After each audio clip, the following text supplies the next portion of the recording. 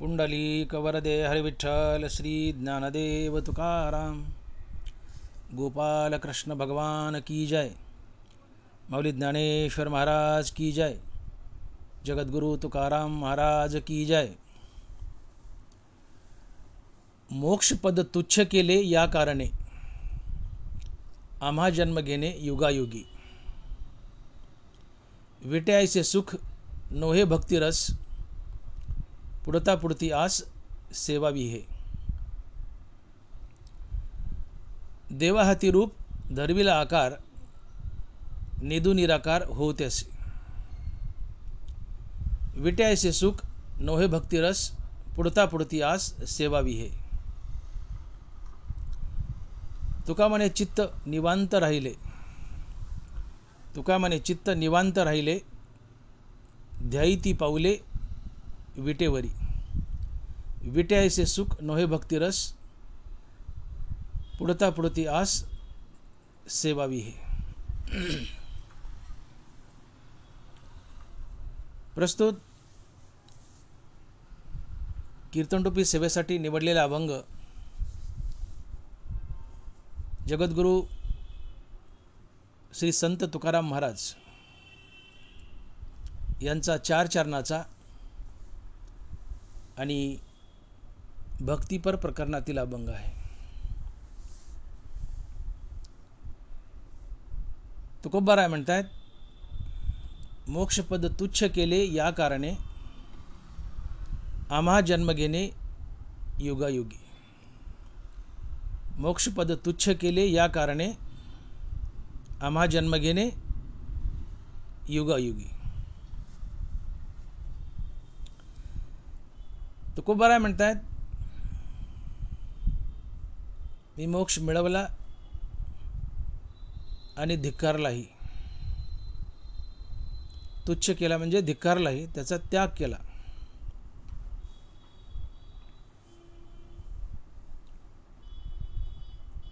हा मोक्ष म्हणजे नेमकं काय? तुकोबारायांनी मोक्ष प्राप्त केला, त्याचा धिक्कारही केला, त्याला तुच्छ समजलं। पण नेमकं हा मोक्ष म्हणजे काय? तर मोक्ष म्हणजे अहंकारासहित मनाचा मनपणा नाहीसा होणे, हाच मोक्ष असतो। अहंकारासहित मनाचा मनपणा नाहीसा होणे हाच मोक्ष असतो। नाथ महाराज, तुकोबाराय आणि ज्ञानोबाराय या तिन्ही महासंतांनी मोक्षाची एकसारखीच व्याख्या केली आहे। नाथ महाराज लिहित आहेत, देह अहंतेचे दृढपण तेची बद्धतेचे लक्षण, देह अहंतेचे निरसन मुक्तता जाण नावतया। देह अहंतेचे दृढपण तेची बद्धतेचे लक्षण, देह अहंतेचे निरसन मुक्तता जाण नावतया। निरसन म्हणजे जाणे, देह अहंतेचे निरसन मुक्तता जाण नावतया। देह अहंता जाणे हीच मुक्ती आहे, हाच मोक्ष आहे। तुकोबाराय हेच सांगतात, अहंकार गेला तुका म्हणे देव झाला। अहंकार जाणं हाच मोक्ष आहे। ज्ञानोबाराय हीच व्याख्या सांगतायत, माऊली लिहित आहेत, तैसे मनपन मुद्दल जाय, तैसे मनपन मुद्दल जाय, मग अहंभावादिक के आहे, म्हणून शरीरेची ब्रह्म होय अनुभवितो। अहंकारासहित मनाचा मनपणा पूर्णता निघून जाणे, मनपन मुद्दल जाय, टोटल मन जाणं। मनपन मुद्दल जाय, मग अहंभावादिक के आहे। अहंभाव म्हणजे अहंकार, अहंकार हा मनात वास करतो। मन मेले की मनाच्या आत वास करणारा अहंकारही मरतो। मन मेले की मनाच्या आत वास करणारा अहंकारही मरतो। जसं गरोदरबाई मेली की तिच्या पोटात असलेला गर्भ आपाप मरतो, त्याला वेगळं मारायची गरज नाही। तसं मन मेलं की मनाच्या पोटात वास करणारा अहंकार आपाप मरतो, त्याला वेगळं मारायची गरज नाही। आणि म्हणून अहंकारासहित मनाचा नाश, अहंकारासहित मनाचा मनपणा नाहीसा होणं हाच मोक्ष असतो। अगदी सरळ सरळ या तिन्ही महासंतांनी एकच व्याख्या सांगितली मोक्षाची. अहंकार गेला, तुका म्हणे देव झाला.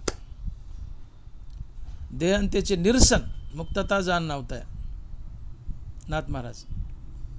मन पण मुद्दल जाय, मग अहंभावाधिक की आहे, म्हणून शरीराची ब्रह्म होय अनुभवितो. अर्थात अहंकारासहित मनाचा मनपणा नाहीसा होणे हाच मोक्ष.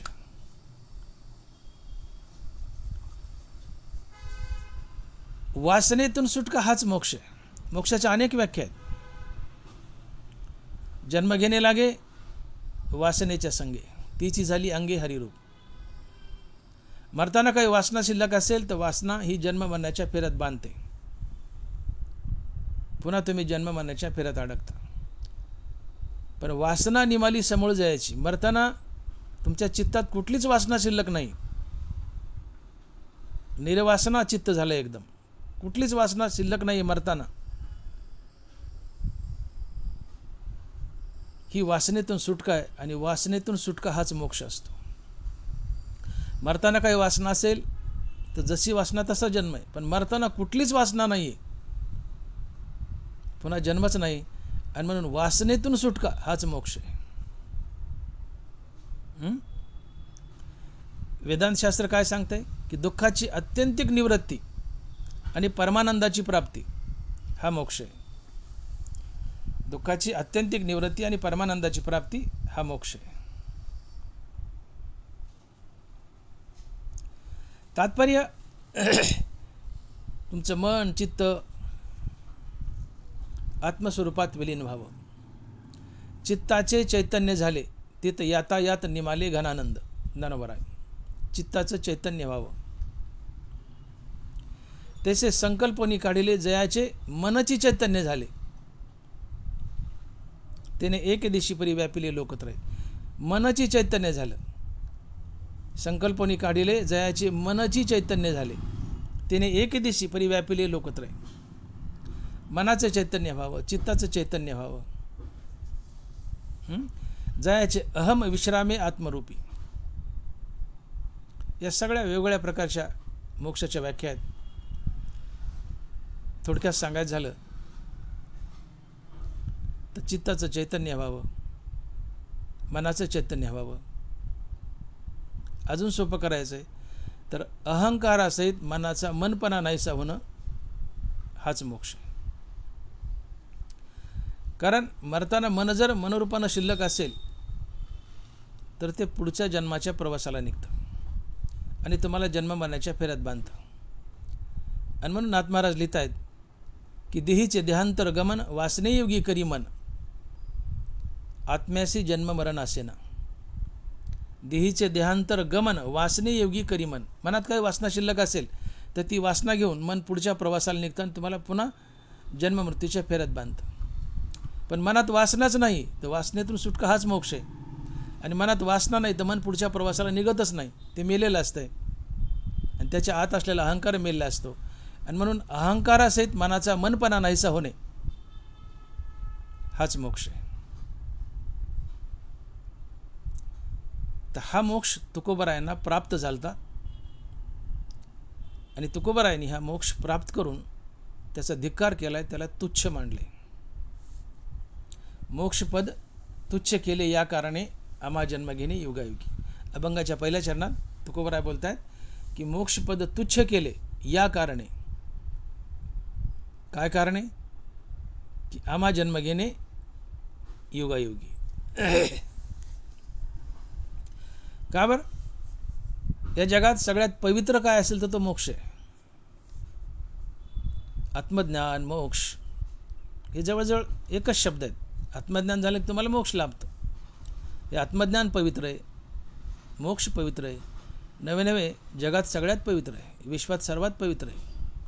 ज्ञानोबा म्हणतात की कैवल्य असे पवित्र वैर्याही दिदले,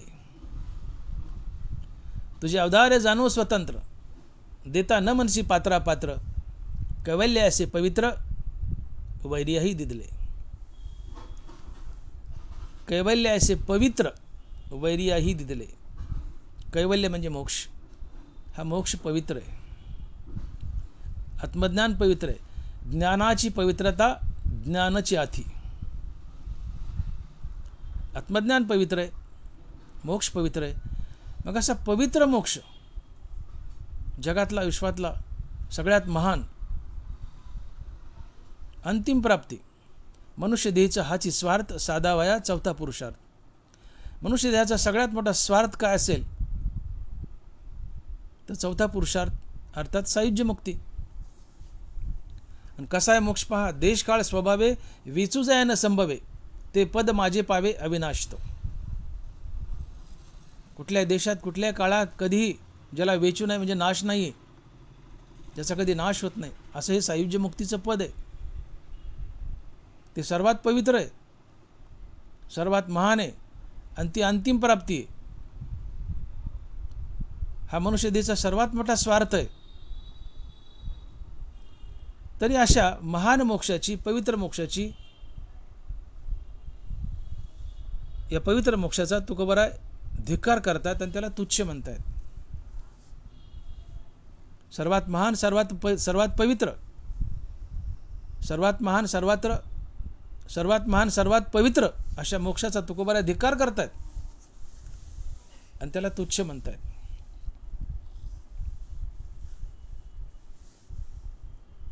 थोडं नवल वाटण्यासारखं आहे का नाही? विश्वातील सर्वात दुर्मिळ वस्तू, या जगात दुर्मिळ काय असेल तर तो मोक्ष आहे. तुम्हाला काही मिळेल पण सहजासहजी मोक्ष मिळणार नाही. याजसाठी तप, याजसाठी जप, व्यासेही अमूप ग्रंथ केले. तुमचा आमचा जो आटापिटा चाललाय तो केवळ मोक्ष मिळवण्यासाठी. परमार्थाचा आम्ही एवढ्या करता करतो की आम्हाला मोक्ष मिळावं, आम्ही जन्ममरणाच्या फेऱ्यातून बाहेर पडावं. मोक्ष मिळाला की मनुष्य जन्ममरणाच्या फेऱ्यातून बाहेर पडतो.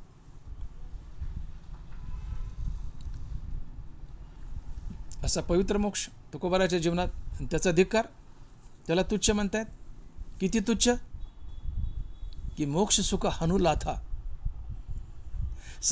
साधी तुच्छता आहे काही, किती मोठा धिक्कार आहे, किती मोठा तिरस्कार आहे मोक्षाचा. जगातील विश्वातील सर्वात पवित्र वस्तू काय तर मोक्ष. आणि मोक्ष मिळणे म्हणजे प्रत्यक्ष पांडुरंग बनणे, भगवंत बनणे. मोक्षाची ही पण व्याख्या करता येईल की मोक्ष मिळवणं म्हणजे प्रत्यक्षात पांडुरंग बनणे, नराचा नारायण बनणे, ही पण मोक्षाची व्याख्या आहे. मोक्ष मिळाल्यावर तुम्ही नारायण बनता, पांडुरंग बनता, श्रीकृष्ण बनता. त्या मोक्षाला मी लाथा हाणतो म्हणतात. भय नाही गर्भवासी येता जाता, मोक्ष सुख हाणू लाथा. मोक्ष सुख हाणू लाथा. मोक्षाला लाथा हाणू म्हणतात. मोक्षाची आमाशी नाही अवघड, तो असे उघड गाठोडीत. मोक्ष मोक्ष काय घेऊन बसला म्हणले, आम्ही गठोड्यात बांधल्या म्हणले मोक्ष. कैवल्याचा अधिकारी मोक्षाची सोडी बांधी करी, का जळाचे परी तळोटू घे. मोक्षाची सोडी बांधी करी. तुकोबाराय म्हणतात मी गठोड्यात बांधून ठेवलाय मोक्ष. योग्य पात्र मनुष्य आला की मी गठोडं सोडतो मोक्षाचं आणि त्याला मोक्ष देतो म्हणले. मी मुक्तीदाता आहे म्हणले. मोक्षाची सोडी बांधी करतो, माझ्या गठोड्यात मोक्ष बांधलेला आहे.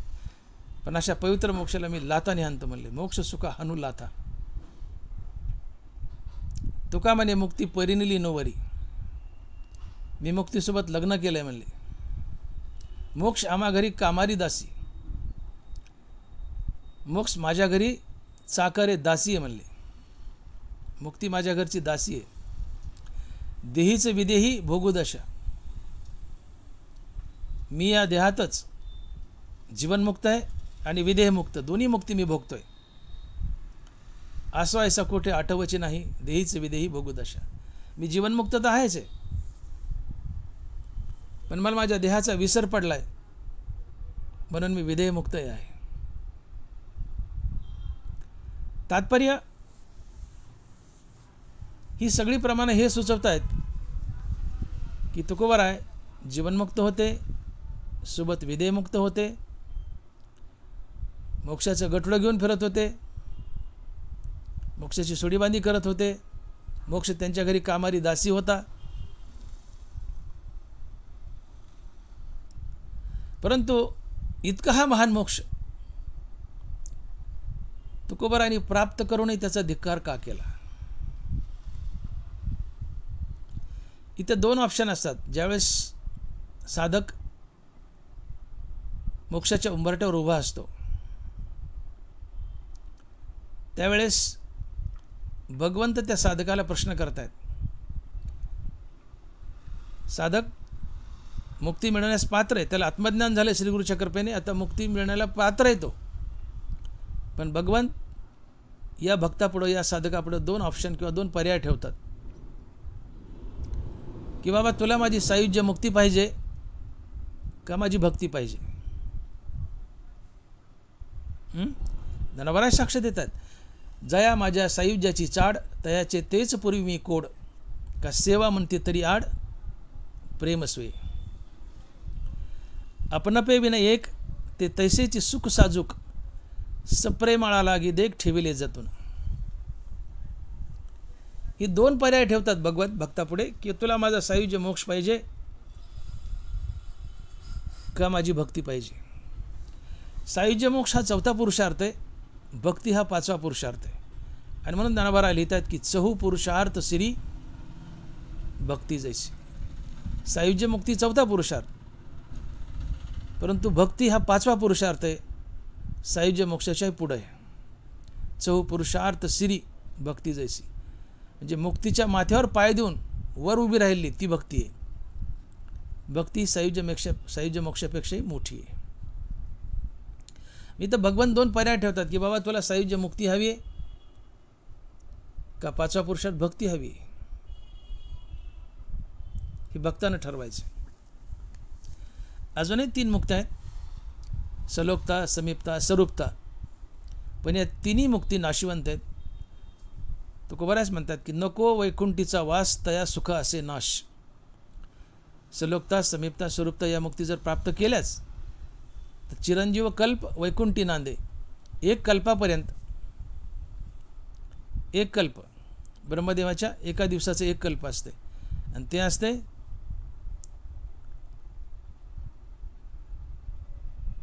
43,20,000 वर्ष. 43,20,000 वर्ष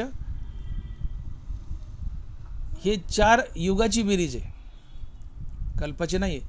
चौकड्या सहस्रज आहे. 4 चौकड्याची बेरीज केली, कृतयुग, त्रेतायुग, द्वापारयुग आणि कलियुग, या 4 युगाची बेरीज केली, या 4 युगाची, तर त्यांची बेरीज येते 43,20,000. आणि अशा हजार वेळेस चौकड्या जायच्या. तो ब्रह्मदेवाचा एक दिवस असतो, त्याला एक कल्प म्हणतात. आणि हे एक कल्प किंवा ब्रह्मदेवाचा दिवस असतो 4,20,00,000,000. 4,20,00,000,000. 4,20,00,000,000 किंवा 4,32,00,000,000 असा काहीतरी आकडा येतो. इतका काळ तुम्हाला वैकुंठात राहायला मिळतं. परंतु जसं स्वर्गातून तया पुण्याची पावटी सरे, पुण्य संपलं, पुण्य भोगून झालं की स्वर्गातून जसं मृत्यूलोकात यावं लागतं, किडामुंगी बनावं लागतं, तसं वैकुंठातही तुम्हाला एक कल्प संपलं की मृत्यूलोकात यावं लागतं आणि पुन्हा 84 लाख शिवनीमध्ये फिरावं लागतं. आणि म्हणून महाराज म्हणतात तुकोबारा की नको वैकुंठीचा वास, तया सुख असे नाश. त्या सलोकता, समीपता, स्वरूपता या 3 मुक्ती ज्ञानोबा म्हणतात चिरंजीव कल्प वैकुंठी नांदे. एक कल्पापर्यंत, अर्थात 4,32,00,000,000 वर्ष तुम्ही वैकुंठात नांदतात. मृत्यूलोकातले किती वर्ष? 4,32,00,000,000. भयानक मोठा आकडा आहे. परंतु हा कालावधी संपला की तुम्हाला पुन्हा मृत्यूलोकात यावं लागतं. नको वैकुंठीचा वास, तया सुख असे नाश. पुन्हा जन्ममरणाच्या फेऱ्यात अडकावं लागतं. म्हणून या 3 मुक्ती, सलोकता, समीपता, स्वरूपता, नश्वरच आहेत. मग जी अविनाशी मुक्ती आहे ती आहे सायुज्य मुक्ती. आणि हा आहे चौथा पुरुषार्थ. आणि याच्या माथ्यावर एक पुरुषार्थ आहे, तो पाचवा पुरुषार्थ, ती आहे भक्ती. चहू पुरुषार्थ श्री भक्ती जैसी.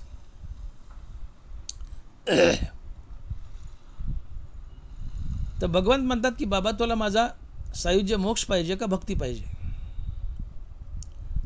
तर ज्याला फक्त जन्ममरणाच्या फेऱ्यातून बाहेर पडायचंय तो भगवंताची सायुज्य मुक्ती मागतो, भगवंताच्या सायुज्यात अर्थात सायुज्य मुक्तीमध्ये विलीन होतो, त्याच्या मागचा जन्ममरणाचा फेरा कायमचा संपतो, तो भगवंतच बनतो. सायुज्य मुक्ती मिळाली म्हणजे तो नारायण झाला, नराचा नारायण झाला, देव झाला, भगवंत झाला. त्याला आता पुनर्जन्म मरण नाही, त्याला पुन्हा शरीर मिळत नाही. तुम्ही सायुज्य मुक्ती स्वीकारली की तुम्हाला पुन्हा शरीर मिळत नाही. पण तुम्ही जर सायुज्य मुक्ती प्राप्त केली आणि प्राप्त करून तिचा धिक्कार केला, तिला तुच्छ समजलं, प्राप्त करायची आणि टाकून द्यायची, मला नको म्हणायचं देवा, स्वीकारायची आणि टाकून द्यायची आणि मुक्तीवर भजनयुक्त बनायचं, हा पाचवा पुरुषार्थ असतो की ज्याला भक्ती म्हणतात. आणि ही भक्ती जर स्वीकारली तर तुम्हाला स्वइच्छेने संत म्हणून पुन्हा पुन्हा जन्म धरता येतो किंवा अवतार धरता येतो. हा फायदा कशाचा आहे? मोक्षपद तुच्छ केल्याचा. तुम्ही जर मुक्त झाले तर तुम्हाला पुन्हा शरीर लाभतच नाही, कुठलं शरीर लाभत नाही.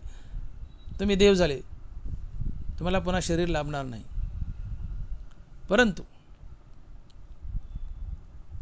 तुम्हाला शरीर हवं असेल आणि या मृत्यूलोकात पुन्हा पुन्हा शरीर धरून, मानवाचं शरीर धरून, अवतार धरून संत रूपानं अवतार कार्य करायचं असेल पृथ्वीवर येऊन, तर तुम्हाला सायुज्य मोक्षाचा धिक्कार करावा लागतो आणि पाचव्या पुरुषात भक्ती स्वीकारावी लागते. आणि इथं तुकोबारा हेच नेमकं सांगतायत की मोक्षपद तुच्छ केले या कारणे. मी मोक्षपद तुच्छ केले, त्याचा धिक्कार केलाय, मी मोक्षपद प्राप्त केले पण त्याचा धिक्कार केलाय, त्याला तुच्छ समजतोय मी, स्वीकारले आणि टाकले. का? तर आम्हा जन्म घेणे युगायुगी. अभंगाच्या पहिल्याच चरणात मोक्षपद तुच्छ केले या कारणे. कोणत्या कारणे? आम्हा जन्म घेणे युगायुगी. महाराज म्हणतात भगवंत आमच्यासमोर मोक्षाला गेलेल्या, अर्थात ज्या भक्तापाशी विवेक वैराग्य आहे,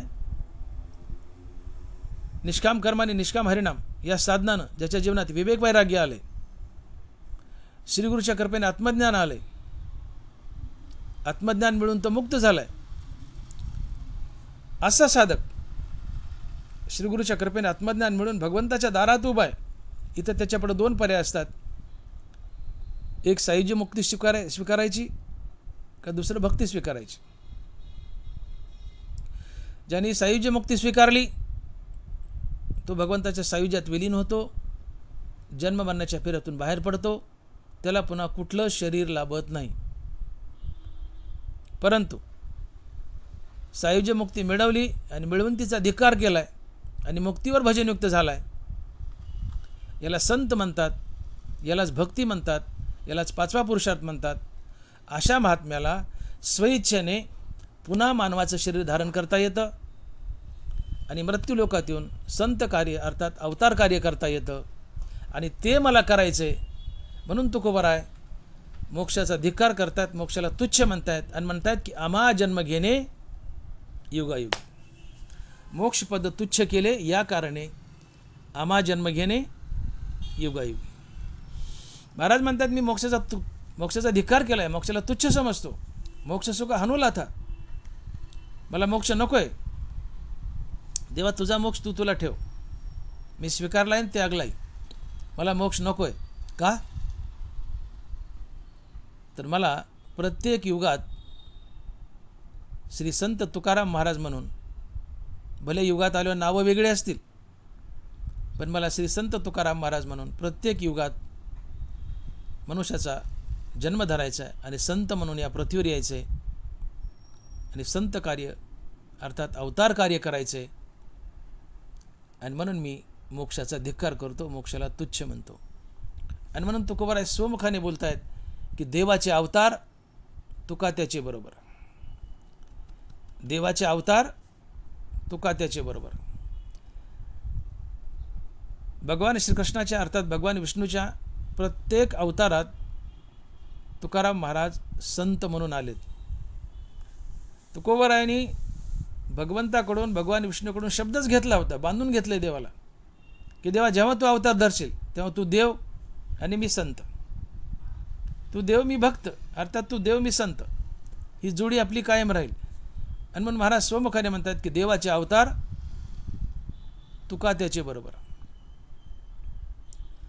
मग देवाच्या प्रत्येक अवतारात मला तुका म्हणून तुझ्याबरोबर यायचे देवा, म्हणून आम्हा जन्म घेणे युगायुगी, आम्हा जन्म घेणे युगायुगी. हां है ना, यदा यदा हि धर्मशक्ला निर्भव भारत. देवानी शब्द दिला की प्रत्येक युगात जेव्हा धर्माला ग्लानी येते तेव्हा प्रत्येक युगात मी अवतार धरतो. पण तुकोबारायांनी शब्द घेतला देवाकडून की देवा जेव्हा तू अवतार धरशील तेव्हा मी संत म्हणून तुझ्या बरोबर येईल. देवाचे अवतार तुका त्याचे बरोबर. आणि म्हणून देवाच्या नरसिंह अवतारात तुकाराम महाराज प्रल्हाद होते. नरसिंह अवतारात तुकाराम महाराज प्रल्हाद होते. देवाच्या राम अवतारात तुकाराम महाराज अंगद होते.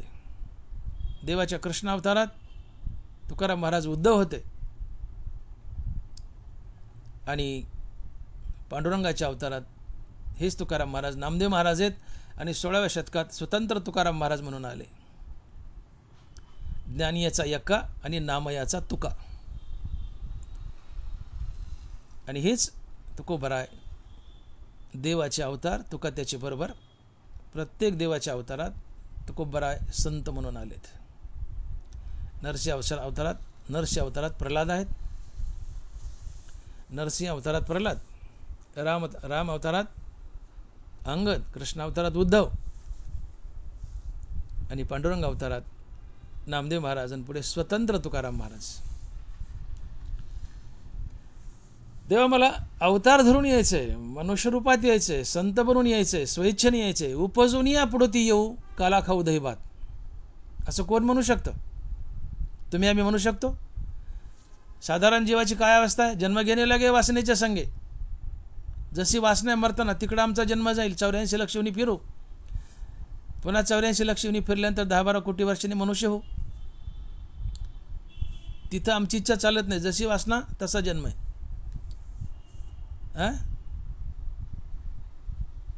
आणि मरणी जया जे आठवे तो त्याची गती ते पावे, म्हणून सदा स्मरावे मातेची तो. जशी वासना आहे तसा आमचा जन्म आहे साधारण जीवाचा. पण असं कोण म्हणू शकतं की उपजून या पुढती येऊ काला खाऊ दही भात, की मी माझ्या स्वेच्छेने उपजून अर्थात मनुष्य होऊन पुन्हा पुन्हा या पृथ्वीवर येईल, अवतार कार्य करेल. उपजून या पुढती येऊ असं तोच म्हणू शकतो की जो मुक्तीवर भजनयुक्त आहे, जो संत आहे, ज्याच्याजवळ 5वा पुरुषार्थ भक्ती आहे. असाच महात्मा म्हणू शकतो की उपजून या पुढती येऊ. आणि ही ताकद फक्त तुकोबरायापाशीच आहे. आणि म्हणून बोलतात तुकोबराय स्वमुखाने की उपजून या पुढती येऊ. का? तर तुकोबरायांनी 4था पुरुषार्थ मोक्ष मिळवला, त्याचा त्यागही केला, त्याला तुच्छ समजलं. का? तर आम्हा जन्म घेणे युगायुगी.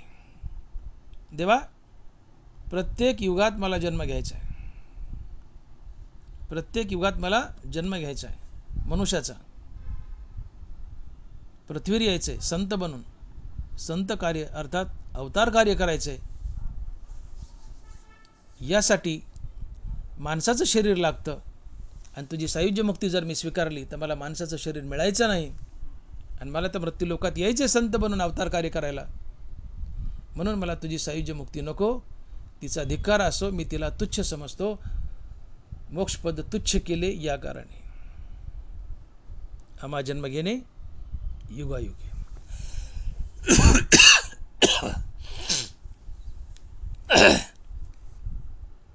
आणि मग मी बोललो की देवाने 2 पर्याय ठेवले असतात. देव तुम्हाला काही देईल, सायुज्य मुक्ती सहज देतो, पण भक्ती देण्यामध्ये देव जरा कंजूस आहे. ते स्पेशल प्रेमळ भक्तासाठी राखून ठेवली असती भक्ती. आपणापे विनो एक ते तैसेची सुख साजूक. आपणापे म्हणजे मोक्ष, मोक्षापेक्षा वेगळं जे साजूक सुख आहे. ज्ञानोबा बोलतात आपणापे होऊन एक ते तैसेची सुख साजूक, सप्रेमळा लागी देख ठेविले जतून. जो माझा अतिशय प्रेमळ भक्त आहे त्याच्यासाठी मी प्रेम अर्थात भक्ती राखून ठेवतो की जी मोक्षापेक्षा वेगळी आहे, मोक्षापेक्षा मोठी आहे.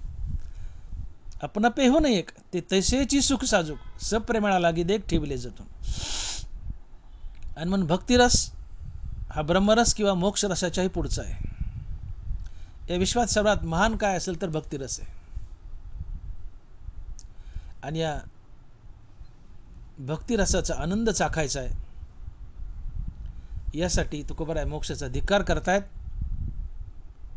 आणि मुक्तीच्या माथ्यावरची जो पाचवा पुरुषार्थ आहे भक्ती तिचा स्वीकार करतायत. आणि लिहितायत महाराज की मोक्षपद तुच्छ केले या कारणे आम्हा जन्म घेणे युगायुगी. देवा तुझा सायुज्य मोक्ष जर घेतला तर मी तुझ्या सायुज्यात विलीन होईल. मला पुन्हा मानवाचं शरीर मिळायचं नाही. मला तर मानवाचं शरीर हवंय. सायुज्य मुक्ती घेतली तर मानवाचं शरीर मिळत नाही, म्हणून मला सायुज्य मुक्ती नको. म्हणून सायुज्य मुक्ती तुच्छ केली आहे. मला मानवाचं शरीर घ्यायचे प्रत्येक युगात आणि संत बनून मनुष्य रूपात संत बनून पृथ्वीवर यायचे, मृत्यूलोकात यायचे, संत कार्य अवतार कार्य करायचे आणि लोकांना गाईडलाईन द्यायच्यात, मार्गदर्शन करायचे आणि मग अवतार संपवायचा. आणि म्हणून अवतार तुम्हा धरावया कारण उद्धराया जन जडजीव. आम्हा जन्म घेणे युगायुगी कशा करता? अवतार तुम्हा धरावया कारण. कशा करता? उद्धराया जन जडजीव. या जगाचा उद्धार करण्यासाठी, जगाच्या कल्याणा संताच्या उभती. वाढावया सुख भक्तिभाव धर्म कुळाचार नाम विठोबाचे. अवतार तुम्हा धरावया कारण. कशा करता अवतार धरायचा? वाढावया सुख भक्तिभाव धर्म कुळाचार नाम विठोबाचे. तुकोबाराने जो मोक्षाचा धिक्कार केलाय, मोक्षाला तुच्छ म्हटलंय, त्याचं प्रमुख कारण आहे आम्हा जन्म घेणे युगायुगी. हे तर झालं, जन्म घ्यायचं यायचं, जन्म घेतल्याशिवाय तर कार्यच करता येणार नाही. पण मनुष्याचं शरीर धरून मला यायचंय कशा करता? मोक्ष कशा करता तुच्छ केलाय? तर आम्हा जन्म घेणे युगायुगी. पण कशा करता जन्म घ्यायचा आहे मनुष्याचा? वाढावया सुख भक्तिभाव धर्म कुळाचार नाम विठोबाचे. या जगताला मार्गदर्शन करण्यासाठी संतांना पुन्हा पुन्हा यावं लागतं. संत जर जगतात अवतीर्ण झाले नाही तर तुम्हा आम्हाला दिशा दाखवणारं कुणीच नसेल. नुसता या मृत्यू लोकात पृथ्वीवर गदारोळ असेल. धर्म लयाला जाईल, नीतिमूल्य लयाला जातील. आणि मग ज्ञानोबाराही पसायदानात आपल्या गुरुकडे मागणं मागतात, वर्षत सकळ मंगळी ईश्वर निष्ठांची मांदी आळी अनवरत भूमंडळी भेटो तयाभूता. या प्राणीमात्राला हरिनामाचा वर्षाव करणारे संत सदा भेटू द्या. वर्षत सकळ मंगळी ईश्वर निष्ठांची मांदी आळी अनवरत भूमंडळी भेटो तयाभूता. वर्षत सकळ मंगळी, मंगळाचा सतत वर्षाव करणारे. मंगळाचं मंगळ हरिनाम आहे. सकळ मंगळनिधी श्री विठ्ठलाचे नामाधी. विठ्ठलाचं नाव सगळ्यात मंगळ आहे. अशा मंगळ हरिनामाचा वर्षाव करणारे, अर्थात हरिनामाचा प्रसार करणारे ईश्वरनिष्ठ अर्थात संत या जगाला सतत भेटोत. हेच तुकोबाराय म्हणतात की आम्हा जन्म घेणे युगायुगी. का? अवतार तुम्हा धरावया कारण उद्धराया जन जडजीव. वाढावया सुख भक्तिभाव धर्म कुळाचार नाम विठोबाचे. मला जायचंय मृत्यू लोकात. मला देवा तुझा मोक्ष नको, त्याला मी तुच्छ केले, मिळवला धिक्कारलाय, नको मला मृत्यू लोकात जायचंय. आम्हा जन्म घेणे युगायुगी. पण कशा करता? वाढावया सुख भक्तिभाव धर्म कुळाचार नाम विठोबाचे. देवा मला मृत्यू लोकातल्या या लोकांना मार्गदर्शन करायचे, तिथे संत कार्य करायचे, तुझ्या हरिनामाचा प्रसार करायचा. हेची आम्हा करणे काम बीज वाढवावे नाम. तुकोबारायचे अवतार कार्यातील जे जे काही कार्य होते त्यातील सर्वात प्रमुख कार्य काय होतं? तर हरिनामाचा प्रसार. हे तुकोबाराय स्वमुखाने बोलतायत. हेची आम्हा करणे काम, बीज वाढवावे नाम. हरिनाम हे एक बीज आहे. हरिनामरूपी बीज लावलं तर त्यापासून धर्मरूपी वृक्ष तयार होतो आणि या धर्माच्या वृक्षाला नीती, माणुसकी, इमानदारीची फळे लागतात आणि समाजात धर्म अर्थात नीती, माणुसकी, इमानदारी नांदते आणि समाज सुखी होतो. याकरता मला मृत्यू लोकात जायचे देवा, समाजाला सुखी करायचे, वाढावया सुख, भक्तिभाव, धर्म, कुळाचार, नाम विठोबाचे. देवा तुझ्या नामाचा प्रसार करायचा मला. का? तुझं नाम एक बीज आहे. ज्वारीचं बीज लावलं ज्वारीचं ताट येईल, बाजरीचं बीज लावलं बाजरीचं ताट येईल, आंब्याची बीज लावलं आंब्याचं झाड येईल. तसं हरिनामाचं बीज लावलं तर धर्माचं झाड उगवेल आणि या धर्माच्या झाडाला, धर्माच्या वृक्षाला नीती, माणुसकी, इमानदारीची फळे लागतील आणि समाजात नीती, माणुसकी, इमानदारी नांदेल, अर्थात धर्म नांदेल आणि समाज सुखी होईल. देवा तुझी तरी काय इच्छा रे? तू तरी काय म्हणतो? यदा यदा ही धर्म ग्लानिर्भवति भारत. देवा तुझं ब्रीद तेच आहे ना की धर्माला ग्लानी येईल, धर्म लयाला जाईल, तेव्हा मी अवतार धरून येईल, धर्माची स्थापना करेल, निघेल. सज्जना करवी गुढी सुखाची उभी. दुष्टाला मारशील, सज्जनाला मागं ठेवशील, धर्माची स्थापना करशील, सज्जनाच्या हाताने निघून जाशील. मग देवा तुझ्यासाठी अवतार धरतो, त्यासाठी मला बी तेच करायचे. हरिनामाचा प्रसार केला की समाजात धर्म वाढतो. कारण ज्याच्या मुखात हरिनाम फक्त त्याच्याच हृदयात दया आणि ज्याच्या हृदयात दया फक्त त्याच्याच जीवनात धर्म अर्थात नीतिमूल्य. धर्म म्हणजे जाती जमाती नव्हे, धर्म म्हणजे सद्गुणाचा समुदाय. धर्म म्हणजे सद्गुणाचा समुदाय.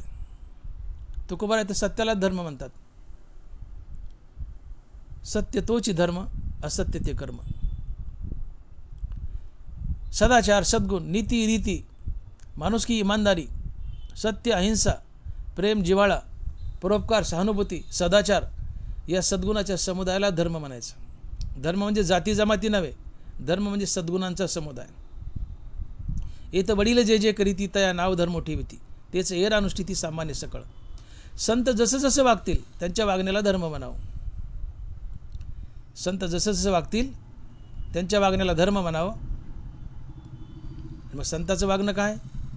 नीती, रीती, माणुसकी, इमानदारी, सत्य, अहिंसा, प्रेम, जिव्हाळा, परोपकार, सहानुभूती, सदाचार या सर्व सद्गुणांचा समुदाय म्हणजे धर्म आहे. आणि देवा मला या समाजात धर्म स्थापन करायचा, अर्थात नीतिमूल्य, नीती, माणुसकी, इमानदारी स्थापन करायची. आणि ती कशाने होईल? तर फक्त हरिनामान. कारण ज्याच्या मुखात हरिनाम त्याच्या हृदयात दया, भक्तीचे ते वर्म जयाचे हाती, तया घरी शांती क्षमा दया. ज्याच्या मुखात नाम त्याच्या हृदयात दया, ज्याच्या हृदयात दया त्याच्या जीवनात धर्म. दया ते धर्म. ज्ञानोबा आहे. म्हणून ज्याच्या मुखात नाम त्याच्या हृदयात दया, ज्याच्या हृदयात दया त्याच्या जीवनात धर्म अर्थात नीतिमूल्य. आणि जिथे नीतिमूल्य नांदतात तिथे सुख नांदतं. का? तर जिथं धर्म अर्थात नीतिमूल्य नांदतात, सदाचार नांदतो, तिथून लांडी लबाडी फसवाफसी पळून जाते. तिथं इमानदारी नांदते, नीती नांदते. आणि मग इमानदारी नांदते, नीती नांदते, फसवाफसी पळून गेली, फसवाफसी गेली की आपोआप भांडणतंटा जातो. तिथं प्रेमाचं, जिव्हाळ्याचं वातावरण असतं. भूता परस्परे पुढं मैत्र जीवाची. समाजात धर्म नांदतो म्हणजे नीती नांदते, इमानदारी नांदते. जिथे इमानदारी नीती नांदते, इमानदारी नीती नांदते, तिथून लांडी लबाडी पळून जाते. तिथं इमानदारी येते. लांडी लबाडी असेल तर भांडणतंटा आहे, इमानदारी आलं भांडणतंटा नाही, उलट मैत्रीचं वातावरण आहे. जिथं मैत्रीचं वातावरण आहे तिथे सुख नांदतं आणि सुखाच्या रूपानं पुरुषोत्तम कृष्ण परमात्माच नांदतो. हनुमान ज्ञानोबा म्हणतायत की दया तेत धर्मो, धर्मो तेत सुखागमो, सुखी पुरुषोत्तम असे जैसा. जगात सुख शांती नांदावी, ही मानवजात सुखी व्हावी, यासाठी देवा तुझ्या नामाचा प्रसार करणं अतिशय आवश्यक आहे. वाढावया सुख, भक्तिभाव, धर्म, कुळाचार, नाम विठोबाचे. हे विठ्ठला, मला जन्म धरून मृत्यूलोकात जायचंय. ते कशा करता? विठ्ठला तुझं नाम वाढावं, तुझ्या नामाचा प्रसार व्हावा, सगळ्या मानवजातीच्या मुखात विठ्ठलाचं मी नाव द्यावं, सगळे नामधारक बनावेत. मग समाज नामधारक बनला, कीर्तनाच्या प्रवचनाच्या माध्यमातून मी नामाचा प्रसार करेल, समाज नामधारक बनेल. समाज नामधारक बनला की त्यांच्या हृदयात दया, दयेजवळ धर्म अर्थात नीतिमूल्य, जिथं नीतिमूल्य तिथं सुख शांती नांदते, तो समाज सुखी होतो, तो देश प्रगती करतो. आणि म्हणून मला देव अवतार धरायचा आहे, आणि म्हणून मोक्षाचा धिक्कार आहे. जगा काळ खाय आम्ही माथा दिला पाय. जो काळाला खातो तो संत असतो. काळ ज्याला खातो तो साधारण जीव आहे, पण जो काळाला खातो तो संत असतो. काळ तुम्हा मला साधारण जीवाला खातो, पण संत काळाला खातात. आणि म्हणून महाराज म्हणतात की जगा काळ खाय आम्ही माथा दिला पाय. काळ जगाला खात असेल म्हणले, आम्हाला नाही, आम्ही काळाला खातो. काळ ज्याला खातो तो साधारण जीव आहे, पण काळाला जो खातो तो संत आहे. आणि महाराज म्हणतात की जगा काळ खाय आम्ही माथा दिला पाय. आम्ही काळाच्या माथ्यावर पाय दिलाय, यमाच्या टाळक्यावर पाय दिलाय. आणि केवळ वैकुंठ नाही तर मुक्तीवर भजनयुक्त झालो. चहुपुरुषार्थ श्री भक्ती हा 5वा पुरुषार्थ. भक्ती स्वीकारली देवा, मी एवढा मुक्त, एवढा महान आहे, मुक्तीवर भजनयुक्त आहे. यमाच्या टाळक्यावर पाय देऊन 5वा पुरुषार्थ भक्ती स्वीकारली. ती एवढ्या करताच की आम्हा जन्म घेणे युगायुगी. आणि कशा करता जन्म? वाढावया सुख भक्तिभाव धर्म कुळाचार नाम विठोबाचे. समाजात विठ्ठला तुझ्या नावाचा प्रसार व्हावा. तुझ्या नावाचा प्रसार झाला, सगळ्याच्या तोंडात विठ्ठलाचं नाव आलं की प्रत्येक घरात कुळाचार येईल, आचरण शुद्ध होईल, समाजात धर्माची स्थापना होईल. जिथं धर्म अर्थात नीती नांदते तिथं सुख शांती नांदेल, पूर्ण समाज सुखी होईल आणि तुझी भक्तीही वाढेल. यासाठी देवा मला अवतार धरायचा आहे. आणि म्हणून मोक्ष तुच्छ आहे, मला नको तो, मी स्वीकारून त्यागलाय. का तर आम्हा जन्म घेणे युगायुगी, आम्हा जन्म घेणे युगायुगी. आणि म्हणून परमार्थ करताना एक गोष्ट लक्षात घ्या, तुकोबाराय स्वार्थी नव्हते. जो सायुज्य मुक्ती घेतो तो भक्त स्वार्थी असतो, सायुज्यात लीन होतो, विलीन होतो, आपला उद्धार करतो, निघून जातो. तुकोबारायांना ते मान्य नाही आहे. तुकोबारायांनी सायुज्य मोक्ष स्वीकारला आहे, त्याचा धिक्कार केला आहे, तुच्छ केला आहे आणि मुक्तीवर भजनयुक्त झालेत. पुन्हा पुन्हा जन्म घेऊन पृथ्वीवर येऊन अवतार कार्य करायलेत. का तर ही तुकोबारायांची परोपकारी वृत्ती आहे. हे तर उपकारासाठी आले गरजे वैकुंठी. तुका म्हणे आता उरलो उपकारापुरता. तुका म्हणे फार थोडा तरी परोपकार. माणसाच्या अंगी असलेली परोपकारी वृत्ती हा खरा परमार्थ असतो. परमार्थ करून मुक्त व्हायचं असतं. परमार्थाची खरी व्याख्या तर आम्हाला मोक्ष मिळवायचा यासाठीच परमार्थ आहे. पण खरा परमार्थिक अप्पलपोट्या नसतो, स्वार्थी नसतो, तो परार्थी असतो. मला मिळाले ते इतरांनाही मिळावं, आपल्याला मिळाले ते वाटून खावं. हे भक्तीचं सुख मला मिळाले तो मलाही मिळावं. तुका म्हणे खातो आनंदाचे लाडू, घ्या रे चरफडू नका तुम्ही. सेवितो हा रस वाटितो अनिका, घ्या रे होऊ नका रानभरी. आणि म्हणून पुण्य परोपकारा पाप ते परपिडा. खऱ्या परमार्थिकाची ओळख काय? खरा परमार्थिक परोपकारी असतो. जे का रंजले गांजले त्यासी म्हणे आपुले, तोची साधू ओळखावा देव तेथेची जाणावा. कोण साधू आहे? कुठं देवाचा वास आहे? जे का रंजले गांजले त्यासी म्हणे आपुले. रंजले गांजले दीन दुबळे नडलेले अडलेले गरीब गोर या सगळ्यांच्या कामी येतो, त्यांची मदत करतो. ही परोपकारी वृत्ती जिथं आहे तिथं खरं साधुत्व आहे. जे का रंजले गांजले त्यासी म्हणे आपुले. रंजल्या गांजल्याला दीन दुबळ्यांना आपलं म्हणतो, त्यांच्या कामी येतो, त्यांची मदत करतो. हे साधुत्वाचं प्रमुख लक्षण आहे आणि तिथं देवाचा खरा वास असतो. आणि म्हणून ही परोपकारी वृत्ती आहे. परमार्थात परोपकारी वृत्ती असावी. काही असो, जे आपल्यापाशी आहे ते समाजाला द्यावं. आपल्याला ठावं आहे ते समाजाला देत जावं. मग ते धन असो, ज्ञान असो, काही असो, कुठली कला असो, वाटत चालावी. ही परोपकारी वृत्ती तुकोबारायात आहे. आणि तुकोबारायाने हेच दाखवून द्यायचे की मला पुन्हा पुन्हा जन्म घेऊन मनुष्य म्हणून यायचं आहे आणि लोकांना भक्ती वाटायची, की जी भक्ती मी खातोय. तो का म्हणे खातो आनंदाचे लाडू. तुकोबाराय भाकरी खातच नाहीत, आनंदाचे लाडू खातात, भक्तीच खातात. मी खातो ही भक्ती आता जगालाही वाटायची. आणि म्हणून आम्हा जन्म घेणे युगायुगी, मोक्षपद तुच्छ केले या कारणे आम्हा जन्म घेणे युगायुगी. मोक्षाचा धिक्कार, मोक्ष तुच्छ, मिळवला आणि त्यागलाय, मिळवला आणि त्यागलाय, तुच्छ केला. मोक्ष सुख हाणूला आता तुच्छ केला, मुक्तीवर भजनयुक्त झालोय. का? जगाच्या कल्याणा संतांच्या विभूती. आणि म्हणून महाराज अभंगाच्या पहिल्या चरणात सांगतायत की बाबा मोक्षपद तुच्छ केले या कारणे, का? तर आम्हा जन्म घेणे युगायुगी. मी मोक्षपद तुच्छ केले का? आम्हा जन्म घेणे युगायुगी. हे पहिलं कारण. दुसरं कारण अभंगाच्या दुसऱ्या चरणात सांगतात आणि महाराज लिहित आहेत, विटे ऐसे सुख नोहे भक्तिरस, पुढता पुढती आस सेवावी हे. विटे ऐसे सुख नोहे भक्तिरस, पुढता पुढती आस सेवावी हे. की देवा मी सायुज्य मोक्षाचा धिक्कार केलाय, तो मिळवलाय आणि धिक्कार केलाय, त्याला मी तुच्छ समजतो, तुच्छ लेखलाय. याचं पहिलं कारण काय? तर आम्हा जन्म घेणे युगायुगी. मला मनुष्याचा जन्म घेऊन पुन्हा पुन्हा मृत्यू लोकात यायचे, संत कार्य करायचे, अवतार कार्य करायचे, हे पहिलं कारण. आणि दुसरं कारण की विटे ऐसे सुख नोहे भक्तिरस, पुढता पुढती आस सेवावी हे. देवा मला जन्म घेऊन मृत्यूलोकात जायचंय. मी ते बोललो आता काय, की मला संत कार्य करायचे, मनुष्य बनून जाऊन संत कार्य करायचे, वाढावे सुख भक्तिभाव धर्म हे कार्य करायचे.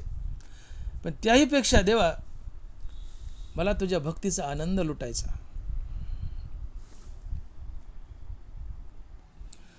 तुकोबाराय अभंगाच्या दुसऱ्या चरणात म्हणतात,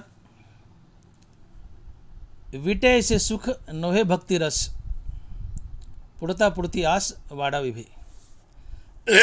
पुढता पुढती आस वाढावी हे. विटे ऐसे सुख नोहे भक्तिरस, पुढता पुढती आस सेवावी हे.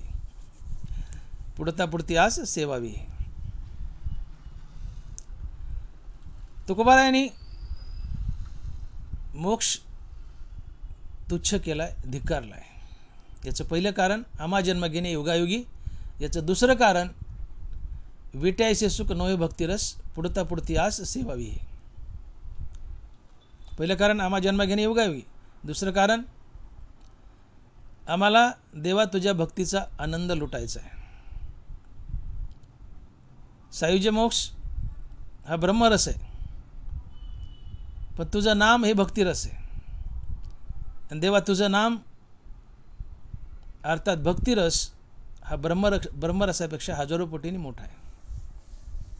देवा तुझं नाम अर्थात भक्तिरस हा भक्तिरस ब्रह्मरसापेक्षा हजारो पटीने मोठा आहे. आणि म्हणून मला प्रत्येक युगात अवतार धरायचा आणि तुझ्या नामाचा आनंद लुटायचा, भक्तिरसाचा गोडवा घ्यायचा. का? तर भक्तिरस हा अवीट आहे, कधीच विटत नाही, त्याचा कधी कंटाळा येत नाही. तो पुन्हा पुन्हा पुन्हा पुन्हा पुन्हा पुन्हा सेवन करावं वाटतं. अविट गे माय विटेना परी जवळी जवळी आहे परी भेटेना. अविट गे माय विटेना जवळी आहे परी भेटेना. हा भक्तिरस अविट आहे, पुन्हा पुन्हा सेवन करावं वाटतं.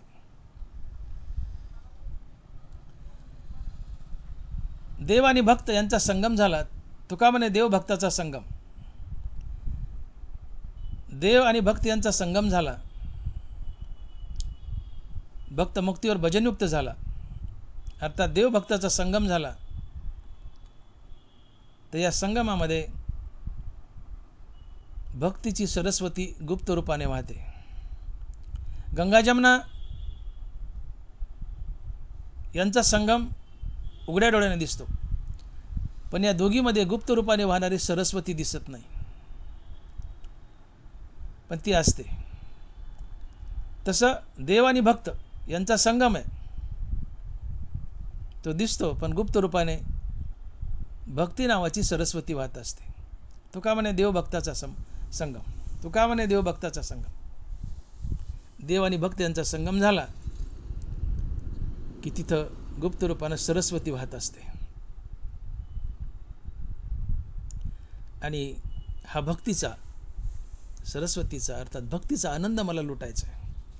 आणि म्हणून देवा मला मृत्यूलोकात पुन्हा पुन्हा स्वेच्छेने जन्मधरून यायचे. उपजोनी आपडोती येऊ, का तर काला खाऊ दहीभात. काला खाऊ दहीभात म्हणजे सरळ अर्थ आहे तुझ्या हरिनामाचा आनंद लुटायचा आहे. देव आणि भक्तात फरक किती असतो. ज्ञानोबा बोलतायत, तया आम्हा परस्परे बाहेरी नामाचीच अंतरे, वांचोनी अंतवट वस्तू विचारे, मी तोची तो. तया आम्हा परस्परे बाहेरी नामाचीच अंतरे. देव म्हणतात की भक्त आणि मी एकच असतो. आत्मिक दृष्ट्या आम्ही केव्हाच एक झालो, शारीरिक दृष्ट्या वेगळे दिसतोय आणि आमच्या नावात फरक असतो. मी विठोबा, तो ज्ञानोबा, मी विठोबा, तो तुकोबा, मी विठोबा, तो चोखोबा, मी विठोबा, तो गोरोबा. तया आम्हा परस्परे बाहेरी नामाचीच अंतरे, अंतुवट वस्तू विचारे, मी तोची ते. देव आणि भक्त यांचा संगम कधीच झालेला असतो.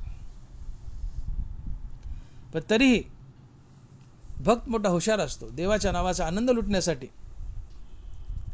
भक्त काय करतो. ज्ञानोबा लिहित आहेत की भक्ती सुखा लागी, आपणपेची दोही भागी, वाटून या अंगी सेवके बानी. एरा नाम मी ठेवी, मग भजतया ओज बरवी, न भजतया दावी योगी आजो. ज्ञानोबा. देव आणि भक्त एकत्र झालेत, मिसळलेत, संगम झालाय त्यांचा. पण तरी भक्त दोघांमध्ये भेद ठेवतो, देवात आणि आपल्यात. हा संत भक्त देवात आणि आपल्यात भेद ठेवतो. तू देव मी भक्त ऐसे करी, की भक्ती सुखा लागी, आपण पेची दोही भागी, वाटून या अंगी सेवके बानी. देवा तू देव आणि मी सेवक. का तर मला तुझ्या नामाचा आनंद लुटायचा. देवा तुझं नाव किती गोड आहे, तुला काय कळेल रे. तुकोबाराय म्हणतात तुझ्या नामाचा महिमा तुझं न कळे मेघश्यामा. तुका म्हणे आम्हा जन्म गोड यासाठी. का का घ्यायचा जन्म. मोक्ष पद्धत तुच्छ केले, आम्हा जन्म घेणे योगायोगी. का तुझ्या नामाचा महिमा तुझं न कळे मेघश्यामा. तुझ्या नामाचा महिमा तुझं न कळे मेघश्यामा. तुका म्हणे आम्हा जन्म गोड यासाठी. देवा आम्हाला जन्म घेणं गोड का वाटतं, का आवडतं पुन्हा पुन्हा जन्माला यावं. तर तुझ्या नामाचा आनंद लुटायचा. भले तुझ्या नामाचं महत्त्व तुला, तुझ्या नावाचा महिमा तुला कळत नसेल, तो आम्हाला कळतो. काय महिमा देवाच्या नावाचा. एकदा एक मनुष्य मरण पावला आणि यमराज न्यायला आला. यमराजाने त्याची डायरी तपासून पाहिली तर त्यांनी उभ्या आयुष्यात एकदा रामनाम घेतलं होतं, एकदा राम म्हटला होता. आता ते यमराजाला प्रश्न पडला की आयुष्यात एकदाच राम म्हटलं, याला काय गती द्यावी.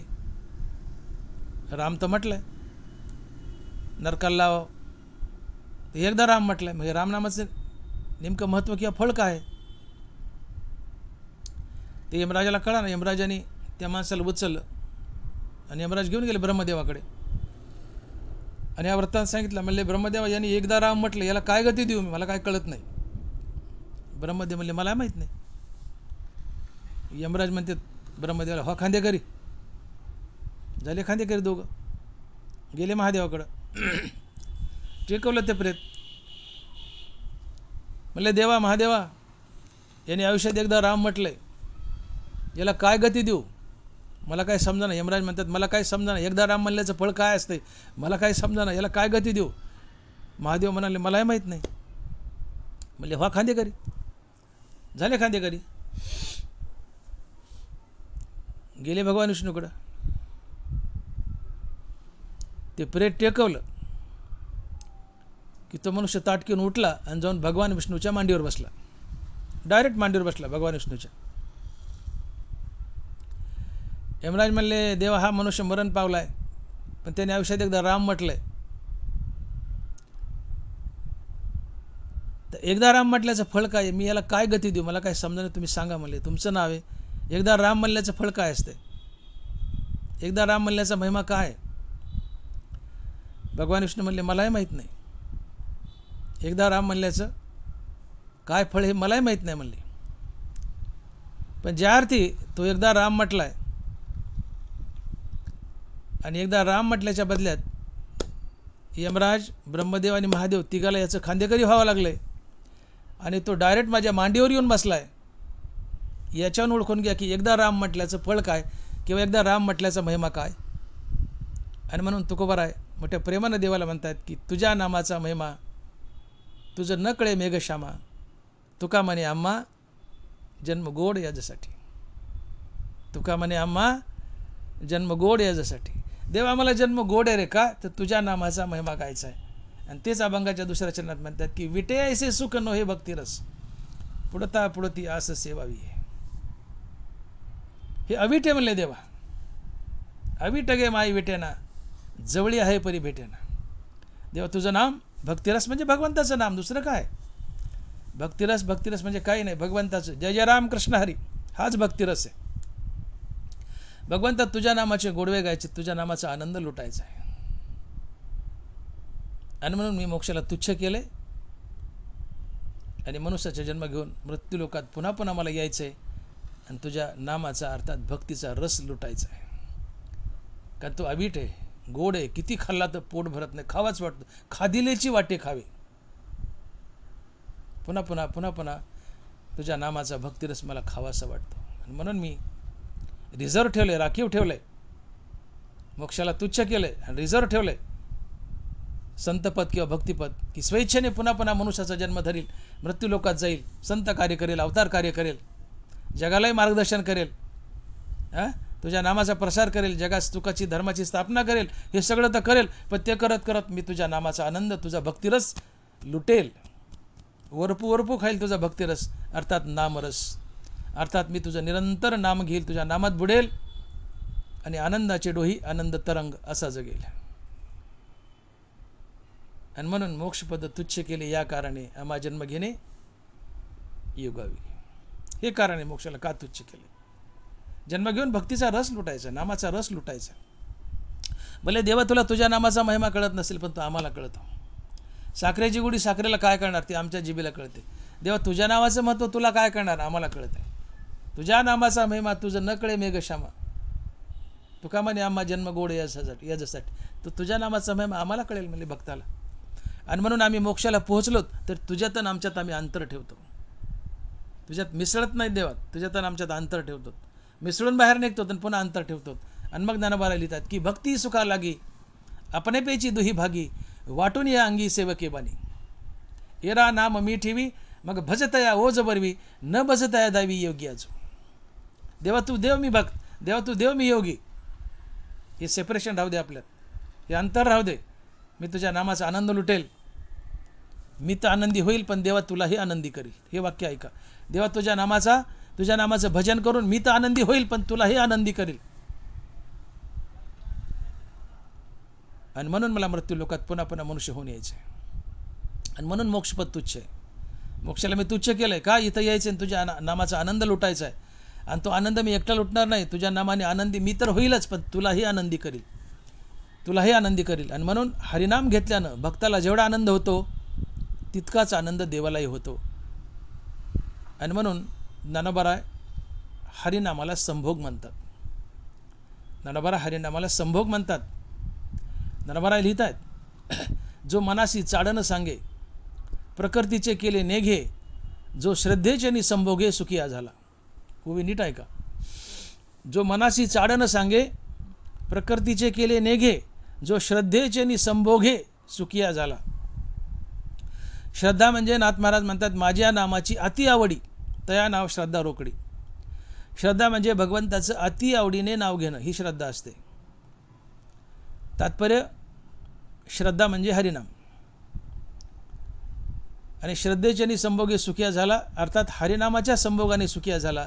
ज्ञानोबा सरळ सरळ हरिनामाला संभोग म्हणतात. संभोग हा शब्द आपण ऐकलाय, भोग आणि संभोग. एका वस्तूने एका माणसाला एका वेळी जो आनंद होतो तो भोग असतो, आणि एका वस्तूने एकाच वेळी दोन माणसाला सारखाच आनंद होतो तो संभोग असतो. उदाहरणार्थ, एखाद्या माणसाने गुलाबजामुन खाल्ले. गुलाबजामुन खाणं हा भोग आहे. गुलाबजामुनच्या भोगानं त्या एका माणसाला आनंद होईल, पण आपल्या पत्नीच्या मिलनानं या एकाच भोगानं एकाच वेळी दोघालाही आनंद होतो हा संभोग असतो. एका वस्तूने एका भोगाने एकाच माणसाला आनंद होतो तो भोग असतो, पण एकाच वस्तूने एकाच भोगाने दोन माणसाला एकाच वेळी सारखाच आनंद होतो तो संभोग असतो.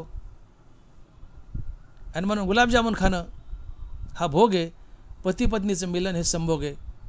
का संभोग ही एकच क्रिया आहे, पण त्या एकाच क्रियेने दोघा नवरा बायकोला एकाच वेळी सारखाच आनंद होतो. गुलाबजामुन खाल्ले, नवऱ्याने गुलाबजामुन खाल्ले, एकट्या नवऱ्याला आनंद होईल, पण पती पत्नीचं मिलन दोघाला एकाच वेळी सारखाच आनंद होईल मिलनानं, तो संभोग असतो. एक भोग एका माणसाला एका वेळी एकट्याला आनंद देतो तो भोग, पण एकच भोग एका वेळी दोघालाही सारखाच आनंद देतो तो संभोग, आणि हरिनाम संभोग आहे. कसं तर हरिनाम घेतलं तर तुकोबाराला जेवढा आनंद होतो तितकाच आनंद पांडुरंगाला होतो, आणि म्हणून हरिनाम संभोग आहे. आणि मग ज्ञानोबा म्हणतायत की मनासी चाडण सांगे प्रकृतीचे केले नेघे जो श्रद्धेचे संभोगे सुखिया झाला. देवा, मला मृत्यूलोकात यायचं आहे, तुझा अवीट असा भक्तिरस सेवन करायचं आहे, अर्थात तुझं हरिनाम घ्यायचं आहे, आणि हरिनामाचा आनंद लुटून मला तर आनंदी व्हायचं आहे देवा, पण तुलाही आनंदी करायचे का? तर हरिनाम हा संभोग आहे. हरिनामाने जितका आनंद मला होतो देवा तितका आनंद तुलाही होतो. आणि म्हणून भगवंताला संत सर्वात प्रिय असतात. सर्वात प्रिय भगवंताची या जगातली सर्वात प्रिय वस्तू काय असेल तर ते संत आहेत. एकदा लक्ष्मी मातेने वैकुंठात भगवंताला प्रश्न केला की म्हणले, नारायणा, माझ्या एका प्रश्नाचं उत्तर द्याल? देव म्हणाले, सांग लक्ष्मी. म्हणले, देवा, तुमची या विश्वातली सर्वात आवडती वस्तू काय? या विश्वातली तुमची सर्वात प्रिय वस्तू काय? देव म्हणले, लक्ष्मी, आज आपण दोघे गडबडीत आहेत, एका दिवशी तुला निवांत सांगेल म्हणले मी वेळ आल्यावर. देवाने मनात विचार केला, म्हणले बरं झालं आई ती संधी चालून आली. देवाला नारदाचा गर्वहरण करायचा होता. देव वाट पाहू लागले. ज्या दिवशी नारद येईल त्या दिवशी लक्ष्मीला उत्तर देऊ. लक्ष्मी माता म्हणली, ठीक आहे देवा, निवांत सांगा. 4-8 दिवसांनी नारद महर्षी आपलं नारायण नारायण करत भगवंताच्या दरबारात वैकुंठात गेले. नारद महाद्वारातून आत प्रवेश करत असताना कधी नाही तर त्यांना त्या महाद्वारात एक रजिस्टर दिसलं. कधी नाही म्हणले, रजिस्टर कसं काय? तर रजिस्टर म्हणजे मोठी वही. रजिस्टर दिसलं. नारद कुतूहलाने पुढे गेले आणि ते रजिस्टर उघडलं. त्यात होतं भक्ताची नावं, भक्ताची यादी, आणि त्या यादीत नंबर 1ला नारदाचं नाव, सगळ्या शेवटी मारुतीरायाचं नाव. नारदाचा गर्व अजून वाढला. अरे वा, म्हणले भक्ताची यादी नंबर 1ला नारदाचं नाव आणि सगळ्या शेवटी मारुती. म्हणले भक्तीमध्ये देवाने मारुतींवर बढतीच पास केला 35%. नारद गेले मध्ये नारायण नारायण करत देवापुढे उभं राहिले. म्हणले देवा, बाहेर एक रजिस्टर पाहिलं? म्हणले हो हो आहे. म्हणले त्यात भक्ताची यादी? म्हणले हो आहे. पण म्हणले देवा, एक थोडंसं ऑड वाटलं. म्हणले काय हो? म्हणले भक्ताची यादी, त्या यादीमध्ये भक्त म्हणून नंबर 1ला नारदाचं नाव आहे, अर्थात माझं नाव आहे, पण मारुतीचं नाव सगळ्यात शेवटी. म्हणले असं का देवा, निवड बढती पास केलाय? मारुती तुमचा बरा भक्त आहे ना. म्हणले मग शेवटी ठेवला एकदम. देव हसले. नारायणानं आपल्या बनेनाच्या खिशातून, देवालाही बनेन असतं, कोपरीच्या खिशातून एक डायरी काढली. नारद, ही डायरी वाचा. नारदाने डायरी उघडली आणि बघतात त्यात भक्ताचीच यादी आहे. त्या डायरीत आहे भक्ताचीच नावं, आणि त्या भक्ताच्या नावात, भक्ताच्या यादीत नंबर 1ला मारुती आणि सगळ्यात शेवटी नारद. म्हणले देवा, असं कसं काय? बाहेर रजिस्टर भक्ताची यादी, त्या रजिस्टरमध्ये नंबर 1ला नारद, शेवटी मारुती. ही डायरी यात आहे भक्ताचीच यादी, पण हिच्यात नंबर 1ला मारुती, शेवटी मी. असं का म्हणले? देव म्हणले, नारदा, जे माझं ध्यान करतात त्यांची नाव बाहेरच्या रजिस्टरमध्ये आहेत. जे माझं ध्यान करतात त्यांची नाव बाहेरच्या रजिस्टरमध्ये आहेत, आणि मी ज्यांचं ध्यान करतो त्यांची नाव या डायरीत आहेत, आणि त्यात नंबर 1ला माझा मारुती आहे. तयाचे करू आम्ही ध्यान, तो आमचे निधी निधान, किंबहुना समाधान तो मिळेत आहे. अरे नारदा, तू माझं ध्यान करतोस यात काय नवल आहे? मी तुझं ध्यान करावं यात खरं नवल आहे. आणि मी ज्याचं ध्यान करतो त्यात नंबर 1ला माझा मारुती आहे. तयाचे करू आम्ही ध्यान, तो आमचे देवता अर्चन, किंबहुना समाधान तो मिळते. नारदा, मी देव आहे, सगळ्या जगाचं समाधान करतो, पण मलाही समाधान हवं आहे. माझं समाधान कुणी करायचं? हां, अरे माझ्या नावाने तुमचं समाधान होतं, तुम्ही संतुष्ट होता, पण मलाही समाधान हवं आहे ना रे. माझं समाधान कुणी करावं? तुला माहिती आहे मी कधी समाधानी होतो? किंबहुना समाधान तो मिळते. माझा मारुती भेटला तर मी समाधानी होतो. माझा भक्त संत जर मला भेटले तर मी समाधानी होतो. नारदाचा गर्व खरखर उतरला. नारद निघून गेले. लक्ष्मीच्या लक्षात आलं की देवाची या विश्वातील सर्वात आवडती वस्तू काय? तर संत. तो खूप बरा आहे, ज्ञानोबाऱ्यासारखे. संत ही देवाची या विश्वातील सर्वात आवडती वस्तू आहे. पण बायकाची आशा मोठी वाईट असते. आता लक्ष्मी शेवटी देवाचीच बायको. लक्ष्मीवंती हसत असत, देवाबर ठीक आहे, नंबर 1ला तुमची आवडती वस्तू आहे संत. लक्ष्मीला वाटलं नंबर 2ला मी म्हणतील, लक्ष्मी म्हणतील. बरं देवा, नंबर 2ला कोण आहे सांगा ना. लक्ष्मीला वाटलं लक्ष्मी म्हणतील. मग लक्ष्मी नंबर 2ला गीता ज्ञानेश्वरीचा वक्ता. पुन्हा लक्ष्मी दचकली. नंबर 1ला विश्वातील माझी नंबर 1ला आवडती वस्तू आहे संत, आणि नंबर 2ला गीता ज्ञानेश्वरीचा वक्ता. ज्ञानोबराय बोलतायत, तैसा भूमंडळी आगवा आन न देखे पांडवा, जो गीता सांगे मिळावा भक्तजनांच्या. अर्जुन हा ठायवरी मी तयास ते स्वे जिवारी, जो गीतार्थाचे करी परगुणे संता. परगुणे म्हणजे मेजवानी. जो माझ्या भक्तगणाला गीतेची ज्ञानेश्वरीची मेजवानी खाऊ घालतो, तो माझा पृथ्वीवरील सर्वात प्रिय व्यक्ती आहे. मी तसा माणूसच पाहिला नाही म्हणले पृथ्वीवर. अर्जुन हा ठायवरी मी तयाते स्वे जिवारी, जो गीतार्थाचे करी परगुणे संता. मी त्याला माझ्या हृदयात बसायला जागा देतो. तैसा भूमंडळी आगवा आन न देखे पांडवा. मी तसा माणूसच पाहिला नाही म्हणले. कसा? की जो गीता सांगे मिळावा भक्तजनांच्या. जो माझ्या भक्ताला गीतेची ज्ञानेश्वरीची मेजवानी खाऊ घालतो, त्याला मी माझ्या हृदयात बसायला जागा देतो. तसा पृथ्वीवर माणूसच नाही, आणि तो पृथ्वीवरचा माझा सगळ्यात प्रिय व्यक्ती असतो. तैसा भूमंडळी आगवा आन न देखे पांडवा, जो गीता सांगे मिळावा भक्तजनांच्या. जो मनुष्य पृथ्वीवर माझ्या भक्तांना गीता ज्ञानेश्वरीची गाथेची मेजवानी खाऊ घालतो, त्याला मी माझ्या हृदयात बसायला जागा देतो. पृथ्वीवरचा तो सगळ्यात प्रिय व्यक्ती आहे माझा. आणि म्हणजे जगात या विश्वात माझी सर्वात आवडती व्यक्ती कोण असेल तर नंबर 1ला संत, आणि नंबर 2ला गीता ज्ञानेश्वरीचा वक्ता. इतकं मोठेपणे गीता ज्ञानेश्वरीच्या वक्त्याचं.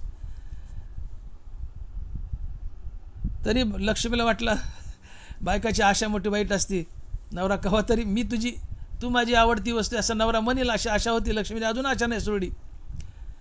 भले नवऱ्याला बायको आवडं की नाही आवडं, पण बायकोला वाटतं माझा नवरा आता तरी म्हणेल तू आवडती, मग तरी म्हणेल तू आवडती. लक्ष्मीने अजून आशा नाही सोडली. बरं देवा म्हणले 3ऱ्या नंबरला कोण येते तरी सांगा ना. म्हणजे लक्ष्मी 3ऱ्या नंबरला तू ये. म्हणजे ठीक आहे देवा, एवढी तरी कृपा केली. मला सांगायचं हे की भगवंताची या विश्वातील सर्वात प्रिय वस्तू जर काय असेल तर तो आहे संत. का? तर संत निरंतर नित्य भगवंताचं नाम घेतो, आणि नित्य नाम घेऊन भगवंताच्या नामानं संत जितका आनंदी होतो, तितकाच आनंद भगवंताला होतो. भगवंताच्या नामानं संत भगवंताचं नित्य नाम घेतो, भगवंताच्या नामानं संताला जितका आनंद होतो, तितकाच आनंद भगवंताला होतो. तितकाच आनंद भगवंताला होतो. आणि म्हणून आम्ही भगवंताच्या नावानं आनंदी होतो, समाधानी होतो, चांगलं आहे. पण देवाला कोणी आनंदी करायचं? तर देवाला संत आनंदी करतात. का?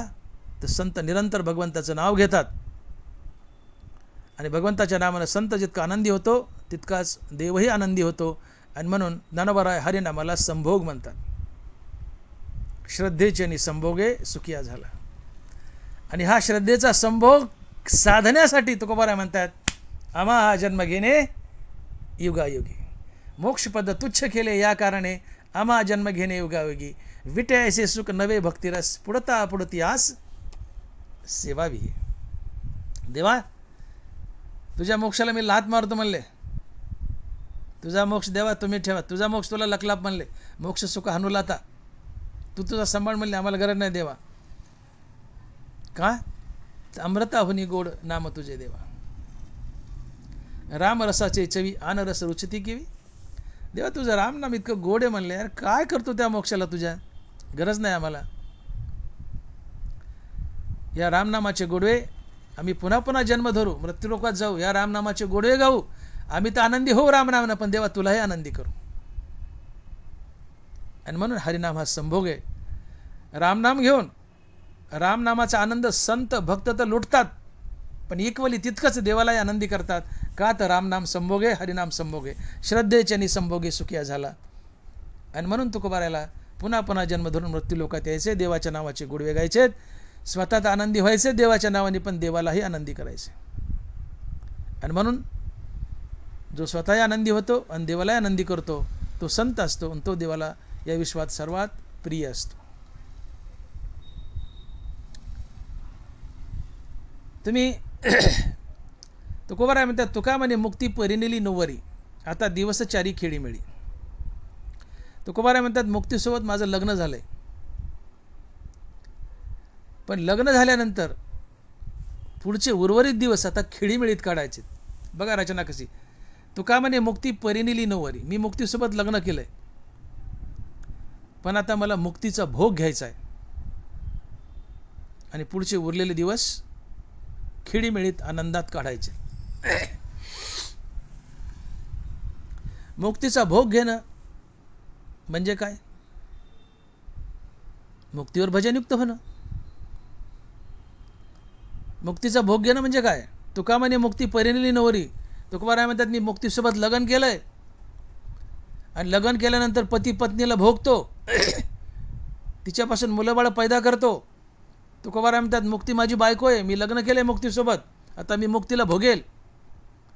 मुक्तीला भोगेल अर्थात मी मुक्तीवर भजनयुक्त होईल, अर्थात भगवंताच्या नामाचा आनंद लुटेल. मुक्तीला भोगणं किंवा देवाला भोगणं, मुक्ती म्हणजे देव होणं. तुम्ही मुक्त झाले म्हणजे कोण झाले? देव झाले. मुक्तीला भोगणं म्हणजे देवाला भोगणं. देवाला भोगणं म्हणजे काय? देवाच्या नावाचा आनंद लुटणं. यालाच म्हणतात, तुका म्हणे मुक्ती परिनिली नोवरी, तुका म्हणे मुक्ती परिनिली नोवरी, आता दिवस चारी खेळीमेळी. देवा मुक्ती म्हणजे तू हो ना, आम्ही मुक्त झालो म्हणजे नारायण झालो. मुक्तीचा भोग म्हणजे नारायणाचा भोग, आणि नारायणाचा भोग म्हणजे नारायणाचं नामस्मरण घेणं. आणि मग आम्ही मुक्त होऊन नारायणाचं नामस्मरण घेऊ म्हणजे मुक्तीचा भोग घेतला, नारायणाचा भोग घेतला. आणि नारायणाचा भोग घेत घेत अर्थात मुक्तीचा भोग घेत घेत उरलेले दिवस आता दिवस चारी खेळीमेळी. तुका म्हणे मुक्ती परिनिली नोवरी, आता दिवस चारी खेळीमेळी. आणि म्हणून देव प्राप्तही करावा, मुक्ती प्राप्त करावी. मुक्ती म्हणजे देव प्राप्त करणं. मुक्ती प्राप्तही करावी अर्थात देव प्राप्तही करावा, देव प्राप्तही करावा आणि देवाचा भोगही घ्यावा. नुसता देव प्राप्त केला आणि देवाचा भोग घेतला नाही तर जीवनाचा आनंद नाही. नुसता देव प्राप्त करणं म्हणजे सायुज्य मुक्ती, पण सायुज्य मुक्ती प्राप्त करून त्याच्यानंतर मुक्तीवर भजनयुक्त होणं, देवाच्या नामाचा आनंद लुटणं म्हणजे देवाचा भोग घेणं. सायुज्य मुक्ती म्हणजे नुसता देव प्राप्त करणं, पण संतपद म्हणजे सायुज्य मुक्ती प्राप्त करून मुक्तीवर भजनयुक्त होणं आणि देवाच्या नामाचा आनंद लुटणं म्हणजे देव भोगणं. तर सायुज्यात देव प्राप्त केलाय, त्याचा आनंद लुटला नाही, देव भोगला नाही.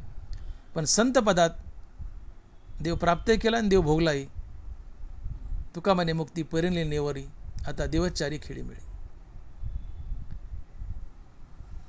देव प्राप्तही करावा आणि देव भोगावे, अर्थात मुक्ती प्राप्तही करावी आणि मुक्ती भोगावी. मुक्ती म्हणजे देवाची प्राप्ती, म्हणून देव प्राप्तही करावा आणि देव भोगावे, अर्थात देव प्राप्त केल्यानंतर त्याच्या नामाचा आनंद लुटणं म्हणजे भोग घेणं, देवाचा भोग. उदाहरणार्थ तुम्ही गहू प्राप्त केले आणि घरात आणून ठेवले आणि त्याचं काहीच बनवलं नाही, काही फायदा झाला का? त्याचा आनंद मिळाला का तुम्हाला गव्हाचा? नाही. तसं मुक्ती मिळवली म्हणजे गव्हाची प्राप्ती केली. गहू प्राप्त केले, काहीच पदार्थ केले नाही, घरात थप्पी पडली, नुसता गहू प्राप्त केलाय, उपभोगला नाही. तसं मुक्ती मिळवली, जन्ममरणाचा फेरा गेला पण देव भोगला नाही, देव मिळाला पण देव भोगला नाही, ही मुक्ती आहे. पण मुक्ती मिळवली अर्थात देव मिळवला आणि मुक्तीवर भजनयुक्त होऊन त्याच्या नामाचे गोडवेही गायले म्हणजे देव भोगला. गहू प्राप्त केले म्हणजे मुक्ती मिळवली. पण गहू प्राप्त केले आणि त्याच्या पुऱ्या नाना प्रकारचे पदार्थ करून खाल्ले म्हणजे गहू भोगले. तसा देव प्राप्त केला, सायुज्यात विलीन झालो, देव भोगला नाही, ती सायुज्य मुक्ती. पण देव प्राप्त केला आणि मुक्तीवर भजनयुक्त झालो, देवाच्या नावाचा आनंदही लुटला, याला म्हणायचं देव भोगला किंवा मुक्ती भोगली. तुका म्हणे मुक्ती परिनिली नोवरी, आता दिवसचारी खेळी मिळे. गहू प्राप्तही करावेत, त्याचे नाना प्रकारचे पदार्थ करून खावेत म्हणजे गहू प्राप्तही केला आणि गहू भोगलाही. देव प्राप्त करावा, त्याच्या नावाचा आनंदही लुटावा म्हणजे देव प्राप्तही केला आणि देव भोगलाही. तर देवा मला देव भोगायचा आहे, देव भोगायचा आहे. तुझ्या नावाचा आनंद लुटणं म्हणजे देव भोगणं, तुझ्या नावाचा आनंद लुटणं म्हणजे देव भोगणं. देवा मला देव भोगायचा आहे आणि म्हणून मोक्षपद तुच्छ केले, या कारणे आम्हा जन्म घेणे युगायुगी. विटे ऐसे सुख नोय भक्तिरस, पुढता पुढती आज सेवाई. तुझं नाम अर्थात भक्तिरस हे अविट आहे, ते पुन्हा पुन्हा सेवायचं आहे. तुझा भोग घ्यायचा आहे, तुला प्राप्त करायचं आहे, तुझ्या नामाचा भोगही घ्यायचा आहे म्हणजे देव भोगणं म्हणजे मुक्ती भोगणं. तुका म्हणे मुक्ती परिनिली नोवरी, आता दिवसचारी खेळी मिळे. एका बाईला आपल्या नवऱ्यापासून 2 मुलं झाली. मग ती बाई मुलं झाल्यावर नवऱ्याचा त्याग करते का? नाही करत. उलट आता नवरा बायको दोघे मिळून मुलाचं आणि नातरुंडाचं कोड कौतुक पाहतात. तसं हरिनाम या साधनानं देव भेटला, मग हरिनाम साधन टाकून द्यायचं का? नाही. देव भेटल्यावर पुन्हा हरिनाम घेत राहायचं आणि हरिनामाचा आनंद लुटायचा. बाईला नवऱ्यापासून 2 मुलं झाली, बाईनी नवरा टाकला नाही. आता नवरा बायको दोघे मिळून नातरुंडाचं आणि लेकराचं कौतुक पाहू लागले, नवरा सोबत ठेवला. हरिनामानं देव प्राप्त केला. देव प्राप्त झाले हरिनाम टाकायचं नाही, देव प्राप्त झाले हरिनाम घेतच राहायचं आणि देवाच्या नावाचा आनंद लुटायचा. मुक्तीवरी भजनयुक्त महाभागवत उद्धव, जे जे भगवत भजन करीजेत तया भागवत मनिजेत. मुक्तीवरी भजनयुक्त महाभागवत उद्धव, मुक्तीवरी भजनयुक्त महाभागवत उद्धव. महाभागवत म्हणजे संत. जो मुक्त होऊन देवाचं नाव घेत राहतो तो महाभागवत असतो, तो संत असतो. आणि म्हणून देवा तुझ्या नावाचा आनंद लुटायचा आहे. मला तर आनंदी व्हायचंय तुझं नाव घेऊन, पण तितकंच तुलाही आनंदी करायचंय. म्हणून देवा मला युगायुगामध्ये अवतार धरायचा आहे, संत बनून यायचंय, स्वेच्छेने यायचंय, संत कार्य करायचंय, इथे धर्माची आणि सुखाची स्थापना करायची, हरिनामाचा प्रसार करायचा आहे. त्यासोबत मला हरिनामाचा आनंद लुटायचा आणि देवा तुलाही आनंदी करायचे, इतकी कार्य मला करायची. तर म्हणून आम्हा जन्म घेणे युगायुगी. मोक्षपद तुच्छ केले, या कारणे आम्हा जन्म घेणे युगायुगी. विटे ऐसे सुख नवे भक्तिरस, पुढता पुढती आज सेवावी. आणखीन मला जन्म धरून ये, मोक्षपद मी तुच्छ करतो, पुन्हा मला जन्म धरून यायचे मृत्यू लोकात 2 कारणं आपण पाहिली. पहिलं कारण सायुज्य मुक्ती तुच्छ का करावी लागते, की सायुज्य मुक्ती स्वीकारली तर पुन्हा मानवाचा देह मिळत नाही, कोणताच देह मिळत नाही. मानवाचाच काय कुठलं शरीर मिळत नाही. सायुज्य मुक्ती स्वीकारली तुम्हाला शरीरच मिळत नाही. आणि मला तर शरीर धरायचं आहे माणसाचं, पुन्हा पुन्हा मृत्यू लोकात जायचं आहे भक्तीचा आनंद लुटायला, संत कार्य करायला. आणि म्हणून मोक्ष मी तुच्छ केला आहे, मिळवला आणि त्याचा धिक्कार केला आहे. मी मुक्तीवर भजनयुक्त झालो आहे. का? पहिलं कारण आम्हा जन्म घेणे योगायोगी. दुसरे कारण भक्तिरसाचा आनंद लुटायचा, विटायचे सुख नवे भक्तिरस, भक्तीचा आनंद लुटायचा आहे. आणि तिसरं कारण अभंगाच्या 3ऱ्या चरणात सांगतायत आणि महाराज लिहित आहेत की देवा हाती रूप धरविला आकार, निदू निराकार होऊ त्यासी. देवा हाती रूप धरविला आकार, निदू निराकार होऊ त्यासी. हे 3रं कारण आहे 3ऱ्या चरणात सांगितलेलं. पहिले 2 पाहिले आपण की मोक्षपद का तुच्छ केलंय. 3रं कारण आहे की देवा हाती रूप धरविला आकार, निदू निराकार होऊ त्यासी. देवा आम्ही संत मंडळी स्वेच्छेने पुन्हा पुन्हा मृत्यू लोकात येतो, तुझ्या नावाचे गोडवे गातो, संत कार्य तर करतो पण तुझ्या नावाचे गोडवे गातो, आम्ही आनंदी होतो तुझ्या नावानं, इक्वली तितकंच तुलाही आनंदी करतो. पण आम्ही खळ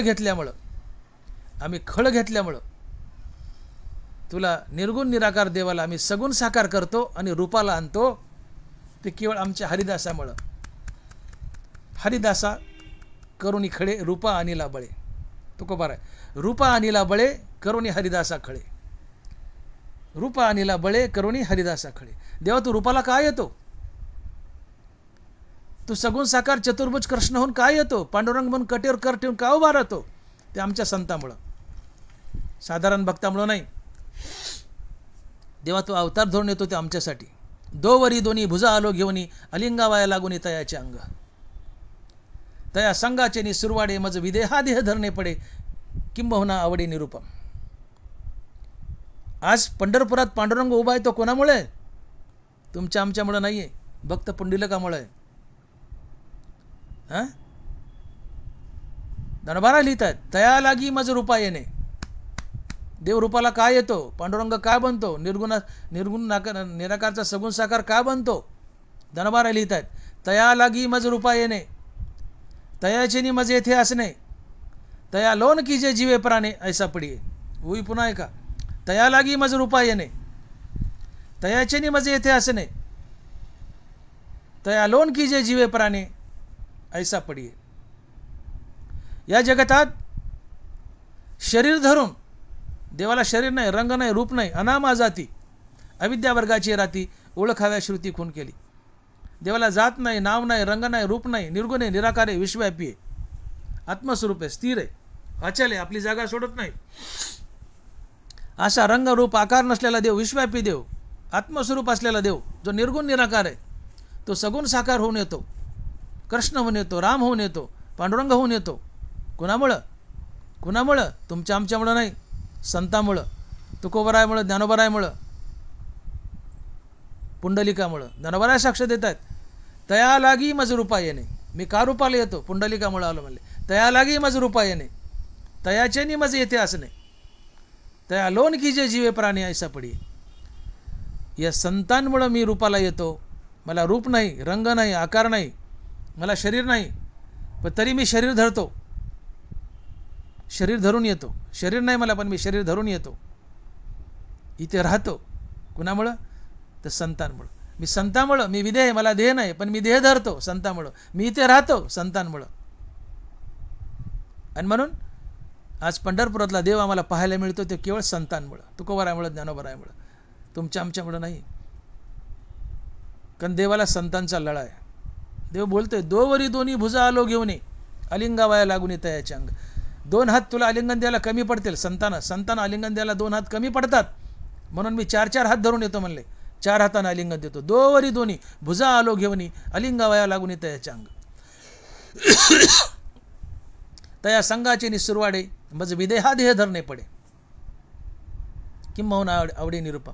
तो संत मला एवढा आवडतो म्हणले, भक्त एवढा आवडतो की मी निसंग आहे पण संग होतो. तया संगाचे निसुरवाडे, त्यांची संगती मला गोड लागते.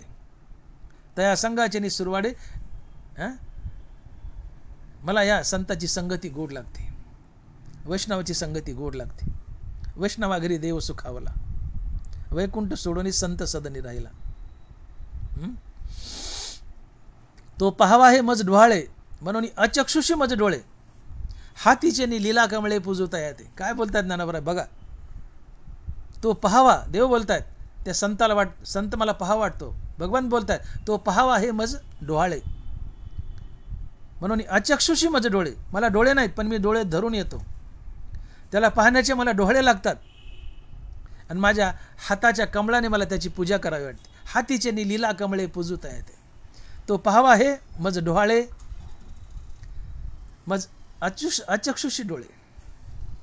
मला डोळे नाहीत, मी डोळे धरून येतो, त्याला पाहावे मला डोळे लागते, माझ्या हाताच्या कमळाने त्याला पूजा वाटतं. हातीचे नि लीला कमळे पूजवता येते. तुकोबाराय म्हणतात, देवा मला युगायुगात यायचे अवतार धरून, आम्हा जन्म घेणे युगायुगी का? वर 2 कारणं पाहिली, तिसरं कारण आहे देवा तुझं देवपण आमच्यामुळे, आमच्या कारणे तुझं देवपण. देवा तुला कोणी विचारलं असतं? कोणी विचारलं असतं? तुझं देवपणच आमच्यामुळे, आणि तुझं देवपण या मृत्यू लोकात टिकून राहावं म्हणून आम्हाला युगायुगात अवतार धरून यायचा, आम्हा जन्म घेणे युगायुगी. आणि देवाने कबूल केले की मला देह नाही, रंग नाही, रूप नाही, डोळे नाही, हात नाही, पाय नाही, पण मी डोळे, नाक, तोंड सगळं शरीर धरून येतो, तर केवळ संतांमुळे. तया लागी मज रूपा येणे, तयाच्याने मज येतं असं नाही. तया लोन कीजे जीवे प्राणी ऐसा पुढे. तो किती आवडतो. जसं आपण एखाद्याची दृष्ट होताना मीठ आणि लिंबू मिरच्या उतरून टाकतो, तसा मी माझा जीव ओळून टाकतो संतावरून. इतके संत मला प्रिय आहेत. का? त्यांची संगती मला आवडते. का? ते सातत्याने हरिनाम घेतात, हरिनाम घेऊन ते आनंदी होतात आणि तितकाच आनंद मला देतात. का? हरिनाम संभोगे, श्रद्धेच्यानी संभोगे सुखिया झाला. आणि म्हणून तुकोबारायला मोक्षपद तुच्छ करायचे. या 3 गोष्टीमुळे मोक्षपद तुच्छ केले. या कारणे आम्हा जन्म घेणे युगायुगी, विटे ऐसे सुख नोही भक्तिरस, पुढता पुढती आस सेवावी. आणि शेवटच्या चरणात तुकोबाराय म्हणतात की तुका म्हणे चित्त निवांत राहिले, ध्यायती पावले विटेवरी. तुका म्हणे चित्त निवांत राहिले, ध्यायती पावले विटेवरी. महाराज म्हणतात की मी मनुष्याचं शरीर धरून मृत्यूलोकात आलो,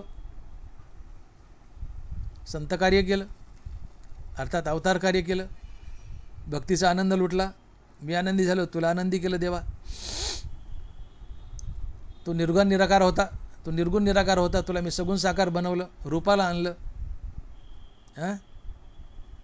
रूपा आणले बळी करुणी हरिदासा खळे, मी तुला रूपाला आणलं आणि त्या रूपातून तुला परत जाऊ देणार नाही. देवा हाती रूप धरविला आकार, नेदू निराकार होते असे. देवा तुला मी रूपाला आणलंय, तू निराकार आहे पण मी तुला रूपाला आणलंय आणि तुला मी असाच रूपात ठेवील, आता निराकार होऊ देणार नाही. तू आहे तसाच पांडुरंग म्हणून विटेवर उभा राहून कटेवर हात दे, तुला आता मी निराकार होऊ देणार नाही, या रूपातच राहावं लागेल. का? का देवा? तर तुका म्हणे चित्त निवांत राहिले, ध्यायती पावले विटेवरी. तुझ्या पावलाकडे पाहिलं विटेवरच्या देवा, तू विटेवर उभा आहे, समचरणदृष्टी विटेवरी साजरी. तुझ्या त्या समचरणाकडे पाहिलं, विटेवरच्या पावलाकडे पाहिलं की माझं चित्त निवांत राहतं. तुका म्हणे चित्त निवांत राहिले, ध्यायती पावले विटेवरी. तुझी जी पावले देवा विटेवर, ही समचरणदृष्टी विटेवरी साजरी. देवा तुझे विटेवर जे पावले आहेत त्याचं मी ध्यान केलं, चिंतन केलं की माझं चित्त निवांत राहतं. आता कोठे धावे मन तुझे चरण देखील या. हनुमान महाराज म्हणतात की तुका म्हणे चित्त निवांत राहिले, ध्यायती पावले विटेवरी. विठोबाय रखुमाई, जय जय विठोबाय रखुमाई, विठोबाय रखुमाई, जय जय विठोबाय रखुमाई, विठोबाय रखुमाई. यथामती आपण अभंगाचा भावार्थ पाहिलाय. तुकोबाराय म्हणतात मोक्षपद तुच्छ केले या कारणे आम्हा जन्म घेणे योगायोगी, विटे ऐसे सुख नोहे भक्तिरस, पुढता पुढती आज सेवावी हे. देव हाती रूप धरियला आकार, देव हाती रूप धरविला आकार, निधू निराकार होऊ त्यासी. तुका म्हणे चित्त निवांत राहिले, ध्यायती पावले विटेवरी. सारांश, तुकोबाराय हे महान कोटीतील संत, न भूतो न भविष्यती, इतके महान संत. असा महात्मा झाला नाही, होणारा नाही, इतके महान. दानोबाराय तुकोबाराय इतके महान संत झाले नाही, होणारा नाहीत. तुकोबाराय जीवनमुक्त आहेत, विधेयमुक्त आहेत. तुकोबारायांनी मुक्ती प्राप्त केली, मुक्तीसोबत लग्न केलं, मुक्तीवर भजनयुक्त झाले आणि डायरेल दिवसचारी खेळीमेळीत काढले, आनंदात काढले. तुका म्हणे मुक्ती परिणली नवरी, आता दिवसचारी खेळीमेळी. मुक्तीशी लग्न करून मुक्तीशी अर्थात देवाशी भोग घेतला आणि दिवसचारी खेळीमेळीमध्ये काढले, म्हणजे मुक्तीवर भजनयुक्त झाले आणि देवाच्या नावाचा आनंद लुटला. याला म्हणायचं तुका म्हणे मुक्ती परिणली नवरी, आता दिवसचारी खेळीमेळी. असे तुकोबाराय जे जीवनमुक्त होते आणि जीवनमुक्तीतच विधेयमुक्त होते. असो ऐसा कोठे आठवचे नाही, देहीचे विधेयी भोगू दशा. महान महान कोटीतील संत तुकोबाराय मोक्षाला तुच्छ करतात. तुकोबारायांनी मोक्ष मिळवला पण मिळून तुच्छ केला. का? तर मोक्षात अर्थात सायुज्यात विलीन झालं तर पुन्हा मनुष्याचं शरीर मिळत नाही, कुठलंच नाही. मनुष्याचं काय कुठलं शरीर मिळत नाही. मग सायुज्य मुक्ती हा चौथा पुरुषार्थ आहे. आणि ही सायुज्य मुक्ती स्वीकारली तर तुम्हाला पुन्हा शरीर मिळत नाही, मनुष्याचं शरीर मिळत नाही. आणि मनुष्याचं शरीर जर मिळालं नाही तर मला तरी वैयक्तिक वाटतं की माणसाच्या जीवनाला मजा नाही. सांडोनी सुखाचा वाटा, मुक्ती मागे तो करंटा, कार्य न घ्यावा जन्म आणि प्रेमे लुटावे नाम. नामदेव महाराज. मुक्ती मागे तो करंटा, सांडोनी सुखाचा वाटा, मुक्ती मागे तो करंटा, कार्य न घ्यावा जन्म आणि प्रेमे लुटावे नाम. देवाकडे एकच करुणा बघावी. देवा आम्ही मोक्षपदापर्यंत आलोत, मोक्षाला तर जायचंच. मोक्षाला जाऊन मोक्ष स्वीकारायचा, त्याचा धिक्कार करायचा, तुच्छ करायचा, मिळवून टाकून द्यायचा आणि मुक्तीवर भजनयुक्त व्हायचं. हे संतपद आहे. आणि असा संत म्हणू शकतो उपजून या पुढोती येऊ काला खाऊ दैवात, किंवा आम्हा जन्म घेणे युगायुगी.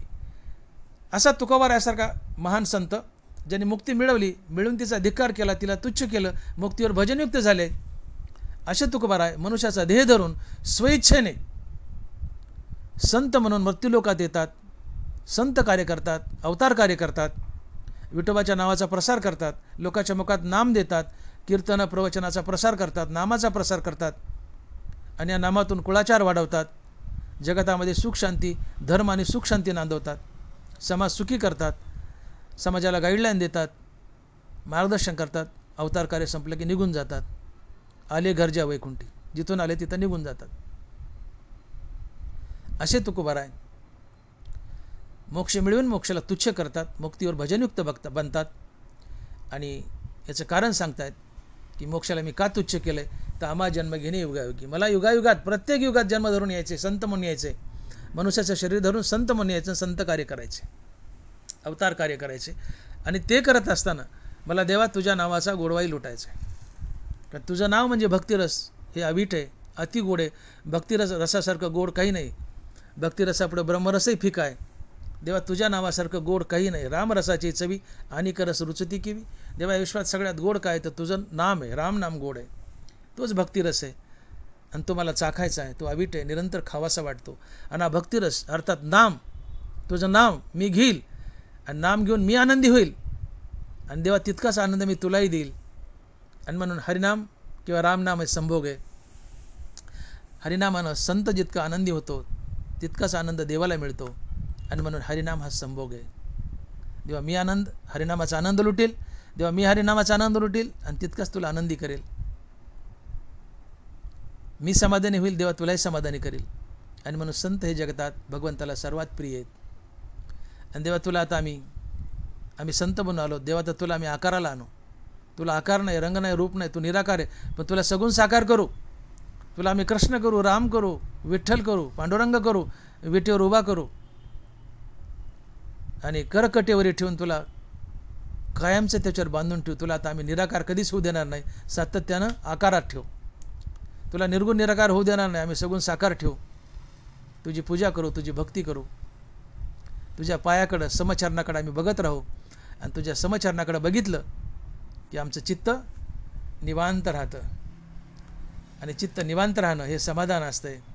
आणि समाधानी जीवनातली सर्वात मोठी वस्तू आहे. भगवंताच्या चरणानं, भगवंताच्या नामानं आणि मुक्तीवर भजनयुक्त झाल्यानं समाधान मिळतं.